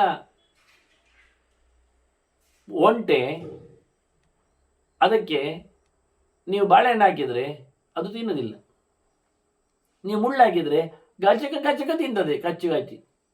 ಅದರದ್ದು ಹಾಗೆ ಉಂಟು, ದವಡೆ, ನಾಲಿಗೆ, ಬಾಯಿ, ತುಟಿ, ಮುಸುಡು ಎಲ್ಲ ಭಾರಿ ಖುಷಿಯಲ್ಲಿ ತಿಂತದೆ ಮುಳ್ಳನ್ನು ರಾಶಿಗಟ್ಟಲೆ. ಅಯ್ಯೋ ಅಂದರೆ ನಮಗೆ ಖುಷಿ ಅದಕ್ಕೆ. ಹಾಗೆ ಇವರು ವಿಷಯಗಳನ್ನು ತಿಂದರೂ ಇಲ್ಲ, ತಿನ್ನದಿದ್ದರೂ ಇಲ್ಲ, ಚಪ್ಪೆ ಊಟ ಮಾಡ್ತಾರೆ, ಮಣ್ಣು ಹಾಕಿದ್ದು ತಿಂತಾರೆ. ಎಂಥದ್ದು ಕಾಷ್ಟ ಭಸ್ಮಾಭಿಜೀರತೆ ಅಂತಾರೆ ವೇದವ್ಯಾಸರು. ಹಾಗಾಗಿ ಯೋಗಿ ಅವನು ಘೋರವಾದ ತಪಸ್ಸು ಮಾಡ್ತಾನೆ, ನಿದ್ದೆ ಇಲ್ಲದೆ ನಿಂತುಕೊಂಡು ಪಂಚಾಗ್ನಿಗಳ ನಡುವೆ ಹೀಗೆಲ್ಲ ಹೇಳಿಕೊಂಡು ತಪಸ್ಸು ಮಾಡ್ತಾನೆ, ವಿಷಯವೂ ಅನುಭವಿಸ್ತಾನೆ, ಯಾವುದವನಲ್ಲಿ ಲೆಕ್ಕಾಚಾರ ಇಲ್ಲ. ಸಂಕ್ಷಿಪೆಚ್ಚ ಪುನಃ ತಾತ ಸೂರ್ಯ ತೇಜೋ ಗುಣಾನಿವ. 1000 ಮನೆ ದೇಹಗಳನ್ನು ಒಮ್ಮೆಲೆ ಸಣ್ಣದು ಮಾಡಿ ಒಂದೇ ಮಾಡ್ತಾನವ. ಅದೇ ಕೇಳಿದರೆ ನೋಡಿ, ಸೂರ್ಯ ಉದಯಿಸಿದಾಗ 1000 ಗಟ್ಟಲೆ ಕಿರಣಗಳು ಬರೋದಿಲ್ಲ. 1000 ಕಿರಣ ಅಂತಲೇ ಹೆಸರು ಅವನಿಗೆ, ಸೂರ್ಯನಿಗೆ ಸಹಸ್ರ ಕಿರಣ ಅಂತ, ಅದು ವಿಷಯವೇ. ಅದರ ಬಗ್ಗೆ ನಾನು ಸಂಧ್ಯಾ ಸಮೀಕ್ಷೆಯಲ್ಲಿ ತುಂಬ ಕೊಟ್ಟಿದ್ದೇನೆ. ಮಳೆ ಬರಿಸುವ ಕಿರಣಗಳು, ಚಳಿ ತರಿಸುವ ಕಿರಣಗಳು, ಬಿಸಿ ಮಾಡುವ ಕಿರಣಗಳು ಅಂತ 3 ಪ್ರಕಾರವನ್ನಲ್ಲಿ 3 ಅವನದ್ದು ಆಯಾಮಗಳು ಲೋಕದಲ್ಲಿ ಇರುವಂತೆ: ಚಳಿ, ಬಿಸಿಲು, ಮಳೆ. ಆ 1000ಗಳಲ್ಲಿ ಆ ಕಿರಣಗಳಿಂದ ಅವ ಮಾಡತಕ್ಕಂಥ ವ್ಯಾಪಾರಗಳನ್ನು, ಹಾಗಾಗಿ ಆ 1000 ಕಿರಣಗಳು ಏಕತ್ರ ಸಮನ್ವಯಗೊಳ್ಳುತ್ತವೆ. ಅಸ್ತಮಾನದಲ್ಲಿ ಕಾಣುವುದಿಲ್ಲ ಒಂದು ಕಿರಣವು, ಉದಯದಲ್ಲಿ 1000 ಕಿರಣವು ಸಹಸ್ರ ಕಡೆಯಲ್ಲಿ ಓಡ್ತದೆ. ಹಾಗೆ ಇವನಲ್ಲಿ 1000 ದೇಹಗಳವರೆಗೆ ಬರ್ತಾವೆ, ಒಂದಾಗ್ತಾವೆ. ಇದೆಲ್ಲ ಯೋಗದ ಧರ್ಮಗಳಿದ್ದಾಗೆ ಅನ್ನು ತೋರಿಸ್ತಾನೆ. ಅದರಿಂದ ಯೋಗದ ಬಲ ಇದ್ದವನಿಗೆ ಎಂಥದ್ದು ಹೇಳಲಿಕ್ಕಾಗುವುದಿಲ್ಲ. ಅವನಿಗೆ ಈ ಕಟ್ಟುಪಾಡುಗಳನ್ನು ಕಳಚಿಕೊಳ್ಳುವ ಕಥೆಯೂ ಗೊತ್ತುಂಟು, ಕಟ್ಟುಪಾಡುಗಳಿಗೆ ಸಿಕ್ಕಿ ಬೀಳದಂತೆ ಬದುಕುವ ಕಲೆಯೂ ಗೊತ್ತುಂಟು ಅವನಿಗೆ. ಬಲಸ್ತಸ್ಯ ಯೋಗಸ್ಯ ಬಂಧನೇಶಸ್ಯ ಪಾರ್ಥಿವ ವಿಮೋಕ್ಷೆ ಪ್ರಭವಿಷ್ಣುತ್ವಂ. ಅವನಿಗೆ ಬಿಡುಗಡೆಗೆ ಒಳ್ಳೆ ದಾರಿ ಗೊತ್ತಿದೆ, ಅವನು ಸಮರ್ಥನಿದ್ದಾನೆ ಮೋಕ್ಷಕ್ಕೆ, ಅವನು ಭಗವಂತನೆಡೆಗೆ ಸಾಗಲಿಕ್ಕೆ ಸಮರ್ಥನಾಗ್ತಾನೆ, ವಿಷಯಗಳನ್ನು ತೊರೆದಿರ್ಲಿಕ್ಕೂ ಸಮರ್ಥ, ತಿಂದರೂ ತಿನ್ನದಂತೆ ಇದ್ದಾನ. ಯೋಗ ಲಕ್ಷಣ ಕೇಳಿದರೆ ಒಂದು ಕೈಗೆ ಒಬ್ಬ ಚಂದವಾದ ಗಂಧವನ್ನು ಪೂಜಿಸ್ತಾ ಇರ್ತಾನೆ, ಪರಿಮಳಯುತವಾದ, ಯಾವುದೇ ಲೇಪ ಇಲ್ಲ ಅವನಿಗೆ, ನಿರ್ಲಿಪ್ತನಿದ್ದಾನೆ. ಇನ್ನೊಂದು ಕೈಯನ್ನು ಗರಗಸದಿಂದ ಕೊರಿತಾ ಇದ್ದಾನೆ, ಏನು ಎಚ್ಚರ ಇಲ್ಲ ಅವನಿಗೆ, ದೇಹದ ಅಭಿಮಾನವೇ ಇಲ್ಲ. ಆ ರೀತಿಯಾಗಿರುವ ಯೋಗದ ಕಥೆ ಅಂತಾನೆ. ಭಯಂಕರ ಜೋರಾದ ಸದ್ದು, ಕೃಷ್ಣನ್ ಹೇಳಿರ್ತಾನಲ್ಲ, ಭಯಂಕರ ಜೋರಾದ ಸದ್ದು ಮಾಡ್ತಾ ಇರ್ತಾರೆ, ಕಿವಿಗೇ ಕೇಳೋದಿಲ್ಲ ಅವನಿಗೆ. ಆ ನಮೂನಿ ಎಚ್ಚರವೇ ಇಲ್ಲದ ಹಾಗೆ. ಹೀಗೆ ಸ್ಥಿತಪ್ರಜ್ಞಸ್ಯಗಾ ಭಾಷೆ ಕೇಳಿದಲ್ಲಿ ಹೇಳುದು, ಧ್ಯಾನ ಸಮಾಧಿ ಸ್ಥಿತನಿಗೆ ಎಂಥದ್ದಾಗುವುದಿಲ್ಲ ಅಂತ. ಯೋಗಿ ಕಂಡಬಟ್ಟೆಯಾಗಿ ವಿಷಯಗಳಲ್ಲಿ ಮುಳುಗಿದ್ದರೂ ಇಲ್ಲದವನಾಗಿರ್ತಾನೆ, ಎಲ್ಲವನ್ನು ತೊರೆದು ಹೋಗ್ಲಿಕ್ಕೆ ಅವನಿಗೆ ಬಂದಿರ್ತದೆ. ಆದ್ದರಿಂದ ಅವನಿಗೆ ಎಲ್ಲವೂ ಸಹ ಖಂಡಿತವಾಗಿ ಒಪ್ಪುವಂಥದ್ದು ಹೇಳಿ ಉಪಪನ್ನಂ ಅಸಂಶಯಂ ಅನ್ನುವ ರೀತಿಯಲ್ಲಿ ಗ್ಯಾರಂಟಿ ಯೋಗಿನ ಚಿಂತನೆ, ಸಾಂಖ್ಯದ ಅನುಭವ ಇವನ್ನೆಲ್ಲ ಭೀಷ್ಮರು ತಿಳಿಸಿ ಇನ್ನೂ ಕೆಲವು ಮಾತುಗಳನ್ನು ಧರ್ಮರಾಜನ ಹೇಳ್ತಾರೆ. ಅದು ಮತ್ತೆ ಸೇರಿದಾಗ ಕೇಳುವ ವಂದನೆಗಳೊಂದಿಗೆ ಶ್ರೀಕೃಷ್ಣ ನಾರಾಯಣ ನಾರಾಯಣ.